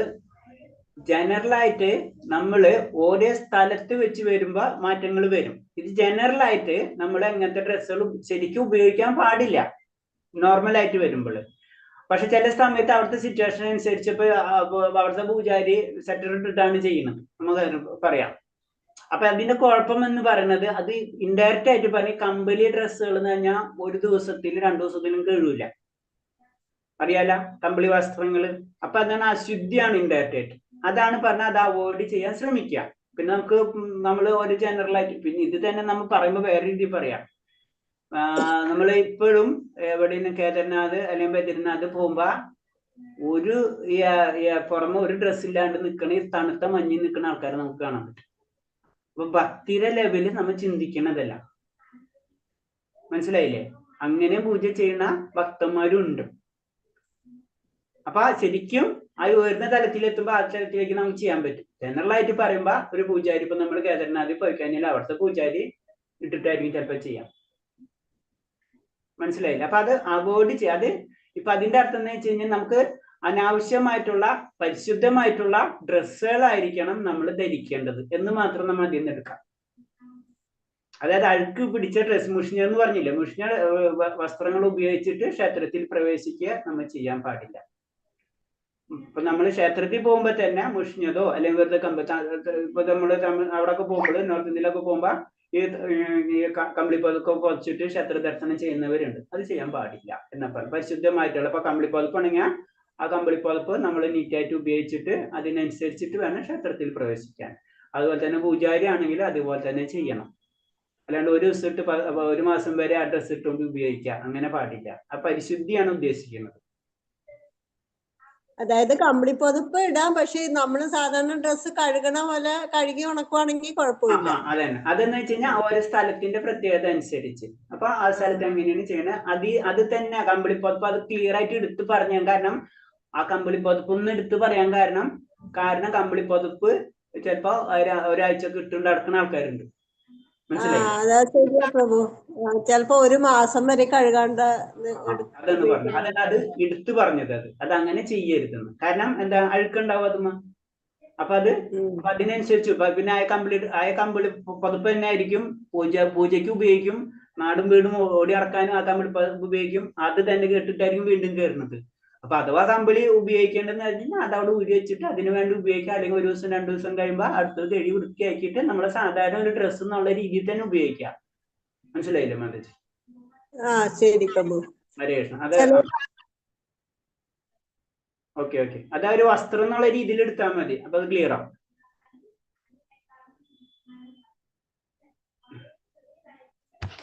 ഓക്കെ, ഹരേ കൃഷ്ണ. നമുക്ക് 9 ഒന്ന് സ്റ്റാർട്ട് ചെയ്തിട്ട് എടുക്കാം. 5 മിനിറ്റ് കൊണ്ട് എടുക്കാം, 5-10 മിനിറ്റ് എടുക്കാം. ഇനി അധ്യായം 9 ഭക്തി തത്വങ്ങളെ കുറിച്ചുള്ള ഉപരിചിന്തനങ്ങൾ. ഭക്തി തത്വങ്ങളെ കുറിച്ചുള്ള ഉപരിചിന്തനങ്ങൾ. അപ്പൊ ഭക്തി തത്വങ്ങൾ അറിയാലേ, നമ്മള് പല കാര്യങ്ങൾ ചെയ്യേണ്ട എന്തെങ്കിലും ഒരു ബേസ് ഉണ്ടാവും അല്ലെ. ഭക്തിക്കും അതിന്റെ ഒരു ബേസ് ഉണ്ടാവും. അതിന്റെ മുകളിലുള്ള അതെന്തിനു വേണ്ടിയിട്ടുള്ള ചിന്തനകൾ എന്നാണ് പറയുന്നത്. ദൈവദൂഷണം. ഭഗവാനെ യോഗത്തിൽ അദ്ദേഹത്തിന്റെ ഭക്തന്മാരെ ദൂഷിക്കുന്ന ഒരു കാരണവശാലും അനുവദിച്ചുകൂടാ. ഇക്കാര്യത്തിൽ സുഖദേവ ഗോസ്വാമി പരീക്ഷിത്ത് മഹാരാജാവിനോട് പറയുന്ന വാക്കുകൾ ശ്രദ്ധിക്കുക. രാജൻ ഭഗവാനെയും അദ്ദേഹത്തിന്റെ ഭക്തന്മാരെയും ദൂഷിച്ചു പറയുന്നത് കേട്ടിട്ട് ആ സ്ഥലം വിട്ടുപോകാത്തവന് അതുവരെ അയാൾ ധാർമ്മിക ജീവിതം നേടിയിട്ടുള്ള നന്മ മുഴുവനും നഷ്ടപ്പെടും. അപ്പൊ നമ്മൾ എന്താണ്, ഭഗവാനെ ദൂഷിക്കുന്നവര്, ഭഗവാന്റെ ഭക്തന്മാരെ ദൂഷിക്കുന്നവര്, അവരെ എടുത്ത് നമ്മൾ നിൽക്കരുത്. അതായത് ചുറ്റി പറഞ്ഞ നിരീശ്വരവാദികള്, ഭക്തന്മാരല്ലാത്തവര്, അവരെ സംസാരം കേട്ട് നമ്മൾ നിൽക്കരുത്. അത് കേൾക്കാനുള്ള ശക്തി നമുക്ക് എപ്പോഴാ വരുന്നത്? നമ്മൾ ഭക്തരല്ലാതാവുമ്പോഴാണ് അല്ലെ. അല്ലെങ്കിൽ നമുക്കത് ഇപ്പൊ നമ്മളെ ഉറ്റമായിട്ടുള്ള സുഹൃത്തുക്കളെയോ അല്ലെങ്കിൽ ഉറ്റ ബന്ധുക്കളെയോ പറ്റി ഒരാൾ പറയുമ്പോൾ നമ്മളത് കേട്ട് നിൽക്കുവോ? നമുക്ക് കേട്ട് നിൽക്കാൻ പറ്റില്ല. ഒന്നും പറ്റില്ലെങ്കിൽ നമ്മൾ അവിടെ നിന്ന് വിട്ടുപോകും. ഇത് തന്നെ ഭക്തിയിലും സെയിം ആണ്. ഭഗവാൻ എന്ന് പറഞ്ഞാൽ നമുക്ക് ഏറ്റവും അടുത്ത സുഹൃത്ത് അല്ലെങ്കിൽ അടുത്ത വ്യക്തിയാണ് അല്ലെ. അപ്പൊ ഭഗവാനെ പറ്റി ആരെങ്കിലും എന്തെങ്കിലും പറയുമ്പോൾ അത് കേട്ട് നിൽക്കുക എന്ന് പറഞ്ഞു കഴിഞ്ഞാൽ അതിന്റെ അർത്ഥം എന്നാ, നമ്മുടെ ഭക്തിയുടെ ലെവല് കുറച്ച് താഴെയാണ്. അതാണ് അപ്പാണ് പറഞ്ഞത് കേട്ട് നിൽക്കാൻ പാടില്ല എന്നാ പറയുന്നത്. അതെന്ന് പറഞ്ഞാൽ അങ്ങനെ ചെയ്യുമ്പോൾ എന്താണ്, അയാൾ ചെയ്ത ധാർമ്മികമായ ജീവിതത്തിന്റെ വഴി നേടിയ നന്മ മുഴുവനും നഷ്ടപ്പെട്ടു പോകും. ചൈതന്യ മഹാപ്രഭുവിന്റെ ശിക്ഷാഷ്ടകത്തിൽ ഒരു ശ്ലോകത്തിൽ ആശയം ഇതാണ്: ഭക്തൻ വൃക്ഷത്തെക്കാൾ സഹിഷ്ണുവും പുല്ലിനേക്കാൾ വിധേയമുള്ളവനായിരിക്കണം, എല്ലാവരെയും മാനിക്കണം. അതേസമയം ആരോടും ആരുടെയും ആദരവ് സ്വീകരിക്കരുതാനും. പിന്നെ ഒരു ഭക്തനെ പറ്റി ഭക്തന്റെ ഭക്തിയുടെ തത്വങ്ങൾ പറയുമ്പോൾ അതാണ് ആ ഉയർന്ന തലത്തെ പറ്റിയാണ് വിവരിക്കുന്നത്. അതിൽ പറഞ്ഞിട്ടുള്ളൂ. കാരണം എന്ന് വെച്ച് കഴിഞ്ഞാൽ ഒരു ഭക്തൻ എന്ന് പറയുമ്പോൾ എന്താണ് ശാസ്ത്രത്തിൽ പറയുന്നത്, വൃക്ഷത്തെക്കാൾ സഹിഷ്ണു. വൃക്ഷത്തിന്റെ പ്രത്യേകത അറിയാം അല്ലെ, അത് എന്ത് ചെയ്താലും അതൊന്നും തിരിച്ചിങ്ങോട്ട് ചെയ്യില്ല അല്ലെ. നമ്മൾ പൂച്ചനെ എന്തെങ്കിലും ചെയ്ത് കഴിഞ്ഞാൽ പൂച്ച നമ്മൾ തിരിച്ചു ചെയ്യും അല്ലെ. പക്ഷെ മരത്തിന് നമ്മൾ എന്ത് ചെയ്താലും ഒന്നും ചെയ്യില്ല. അത് എന്ത് ചെയ്യണത്, അത് വീഴുന്ന വരെ നമുക്ക് തണലും തരും. അതാണ് അതിന്റെ പ്രത്യേകത. അത് തന്നെ ആയിരിക്കണം ഒരു ഭക്തന്റെ അവസ്ഥ എന്ന് പറയുന്നത്. അതിന് പുല്ലിനേക്കാൾ വിധേയമുള്ളവനായിരിക്കും. എത്ര വലിയ കാറ്റ് വന്നാലും എന്തൊക്കെ പ്രശ്നം ഉണ്ടായാലും എന്താണ്, പുല്ല് അതിനനുസരിച്ച് ഇരിക്കും അല്ലെ, ഒന്നും ചെയ്യൂല. എല്ലാവരെയും മാനിക്കണം. അത് പറഞ്ഞാൽ നമ്മൾ എല്ലാവരെയും മാനിക്കണം. അതേസമയം ആരുടെയും ആദരവ് സ്വീകരിക്കരുതാനും, എന്നെ അവൻ റെസ്പെക്ട് ചെയ്യണം, ആ ചിന്ത ഒരിക്കലും നമ്മളിക്കലും ഉണ്ടാവണം. ആ ഭക്തിയിലേക്ക് വരുമ്പോ ഇതൊക്കെ നമുക്ക് വരണം എന്ന് പറഞ്ഞു വരുന്നത്. ഭക്തൻ എന്നതിൽ അങ്ങേയറ്റം വിനയാവനും സാമാന്യനായി സൗമ്യമായ ചൈതന്യ പ്രഭു ശ്രീ നിത്യാനന്ദ ആരോ ദേഹോപദ്രവം ഏൽപ്പിച്ച് എന്ന് കേട്ട മാത്രയിൽ ആ സ്ഥലത്ത് പാഞ്ഞെത്തി കുറ്റക്കാരനായ ജഗായി മദായിയും കൊല്ലാൻ പോലും തയ്യാറായി. ചൈതന്യപ്രഭുവിന്റെ ഈ പെരുമാറ്റം വളരെ പ്രധാനമാണ്. അപ്പൊ എന്താണ്, ഇത്രയും വിനയമുണ്ട് വ്യക്തിക്കാര് ഭക്തനെ സംബന്ധിച്ച്. പക്ഷെ എന്താണ്, ഒരു ഭക്തന് പ്രശ്നമുണ്ടാവുമ്പോൾ അതിനെതിരെ എതിരിടാനുള്ള ശക്തിയും ഉണ്ടാവണം. അതാണ് ഭക്തൻ. അതാണ് ജഗായി മദായി ആരും നിത്യാനന്ദനെ ഉപദ്രവിക്കുന്ന സമയത്ത് അവിടെ ചൈതന്യമാപ്രത് പാഞ്ഞെത്തെന്ന് പറയുന്നത്. കാരണം ആ സമയത്ത് ആ ഭക്തനെ സഹായിക്കുക എന്നുള്ളത് വേറൊരു ഭക്തന്റെ ഡ്യൂട്ടിയാണ് അല്ലെ. നമ്മളെ ഏറ്റവും അടുത്ത ഒരാൾ വളരെ സിമ്പിൾ, അതൊക്കെ വളരെ സിമ്പിൾ കൺസെപ്റ്റാണ്. നമുക്ക് ഏറ്റവും ഇഷ്ടപ്പെട്ട ഒരാൾ ഉപദ്രവിച്ചു കഴിഞ്ഞാൽ എന്താണ്, നമ്മൾ തീർച്ചയായിട്ടും അത് പ്രതികരിക്കും അല്ലെ. ഇത് തന്നെ ആയിരിക്കണം ഭക്തിയിൽ എന്ന് പറയുന്നതും. ഒരു വൈഷ്ണവൻ പരമാവധി സഹിഷ്ണുവും സൗമ്യനുമാണ്. സ്വയം അഭിമാനം പോലും ഉപേക്ഷിക്കാൻ തയ്യാറാണെന്ന് വരാം. എന്നാൽ കൃഷ്ണന്റെയോ അദ്ദേഹത്തിന്റെ ഭക്തന്റെ അഭിമാനത്തിൽ കാര്യം വരുമ്പോൾ ആ അപമാനം സഹിക്കില്ല എന്നതാണ് ഈ സംഭവം കാണിക്കുന്നത്. സൗമ്യനാണ്, എല്ലാതും സഹിഷ്ണുതന്, പക്ഷെ ഭക്തന്റെയോ ഭഗവാന്റെ കാര്യത്തിൽ വരുമ്പോ ഇത് സഹിക്കില്ല. ഇത്തരം അപമാനങ്ങളെ 3 വിധത്തിൽ നേരിടാം. ദൈവദൂഷണ വാക്കുകൾ കൊണ്ടാണെങ്കിൽ അത് ചെയ്തവനെ വാദിച്ചു തോൽപ്പിക്കാൻ കഴിയുമെങ്കിൽ അങ്ങനെ ചെയ്യാം. അങ്ങനെ ഭക്തനെയും അതുപോലെ തന്നെ ഭഗവാനെയും ദൂഷിക്കുന്നവരാണെങ്കിൽ അവരോട് നമുക്ക് നമ്മളെ കഴിവുണ്ടെങ്കിൽ അതെന്താണ്, അത് വാക്കുകൾ കൊണ്ട് തന്നെ തോൽപ്പിക്കാം നമുക്ക്. അതിന് കഴിവില്ലെങ്കിൽ പിന്നെ ചെയ്യാന്ന് സൗമ്യമായി അവിടെ നിൽക്കുകയല്ല, സ്വന്തം ജീവൻ ഉപേക്ഷിക്കുകയാണ്. അതും പറ്റില്ലെങ്കിൽ നമ്മളെ സ്വന്തം ജീവൻ തന്നെ ഉപേക്ഷിക്കാനാണ് പറഞ്ഞത്. അത്രയും കാര്യങ്ങളാണ് പറഞ്ഞത്. ഇത് രണ്ടും സാധ്യമല്ലെങ്കിൽ ആ സ്ഥലം വിട്ടുപോവുകയാണ് വേണ്ടത്. അപ്പൊ അല്ലെങ്കിൽ ആ സ്ഥലം വിട്ടുപോക. ഈ പറഞ്ഞതൊന്നും ചെയ്യുന്നില്ലെങ്കിൽ ആ ഭക്തിയുടെ കാര്യത്തിൽ അയാൾ പാതിഥ്യം സംഭവിച്ചിരിക്കുന്നു എന്ന് കരുതണം. അപ്പൊ ഈ 3 നമുക്ക് ചെയ്യാൻ പറ്റുന്നില്ലെങ്കിൽ, ഭക്തനെയോ അതുപോലെ തന്നെ ഭഗവാനെ പറ്റി കേട്ടിട്ടും നമ്മളൊന്നും ചെയ്യാതിരിക്കുകയാണെങ്കിൽ അതിന്റെ അർത്ഥം നമ്മൾ എന്താണ്, നമ്മള് ആ ഭക്തിയിൽ നമ്മൾ താന്നു പോയിരിക്കുകയാണ്. അതിനൊരു സംശയമില്ല. അത് ഞാൻ പറഞ്ഞു, നമ്മളെ ഏറ്റവും ക്ലോസ് റിലേറ്റീവിനെ പറ്റി ആരെങ്കിലും എന്ന് പറഞ്ഞാൽ നമ്മൾ മിണ്ടാണ്ടിരിക്കുക, അല്ലെങ്കിൽ അങ്ങനെ ചെയ്തു കഴിഞ്ഞാൽ പിന്നെ എന്താണ്, ആ ബന്ധത്തിന് അവിടെ വാല്യൂ ഇല്ല അല്ലെ. അത് തന്നെയാണ് ഇതിൽ പറയുന്നത്. പിന്നെ അടുത്ത തിലകവും തുളസിമാലയും. നമ്മൾ എന്തുകൊണ്ട് തിലകവും തുളസിമാലയൊക്കെ ധരിക്കണതിന്റെ കാര്യം പറയാനാണ്. തിലകം, വൈഷ്ണവൻ തന്റെ ശരീരത്തിൽ തിലകം കൊണ്ട് എങ്ങനെ മൂടി പിടിപ്പിക്കണമെന്ന് പത്മപുരാണത്തിൽ പറയുന്നുണ്ട്. പത്മപുരാണത്തിലാണ് തിലകത്തിന്റെ കാര്യം കൂടുതൽ ഡീറ്റെയിൽ ആയിട്ട് പറയുന്നത്.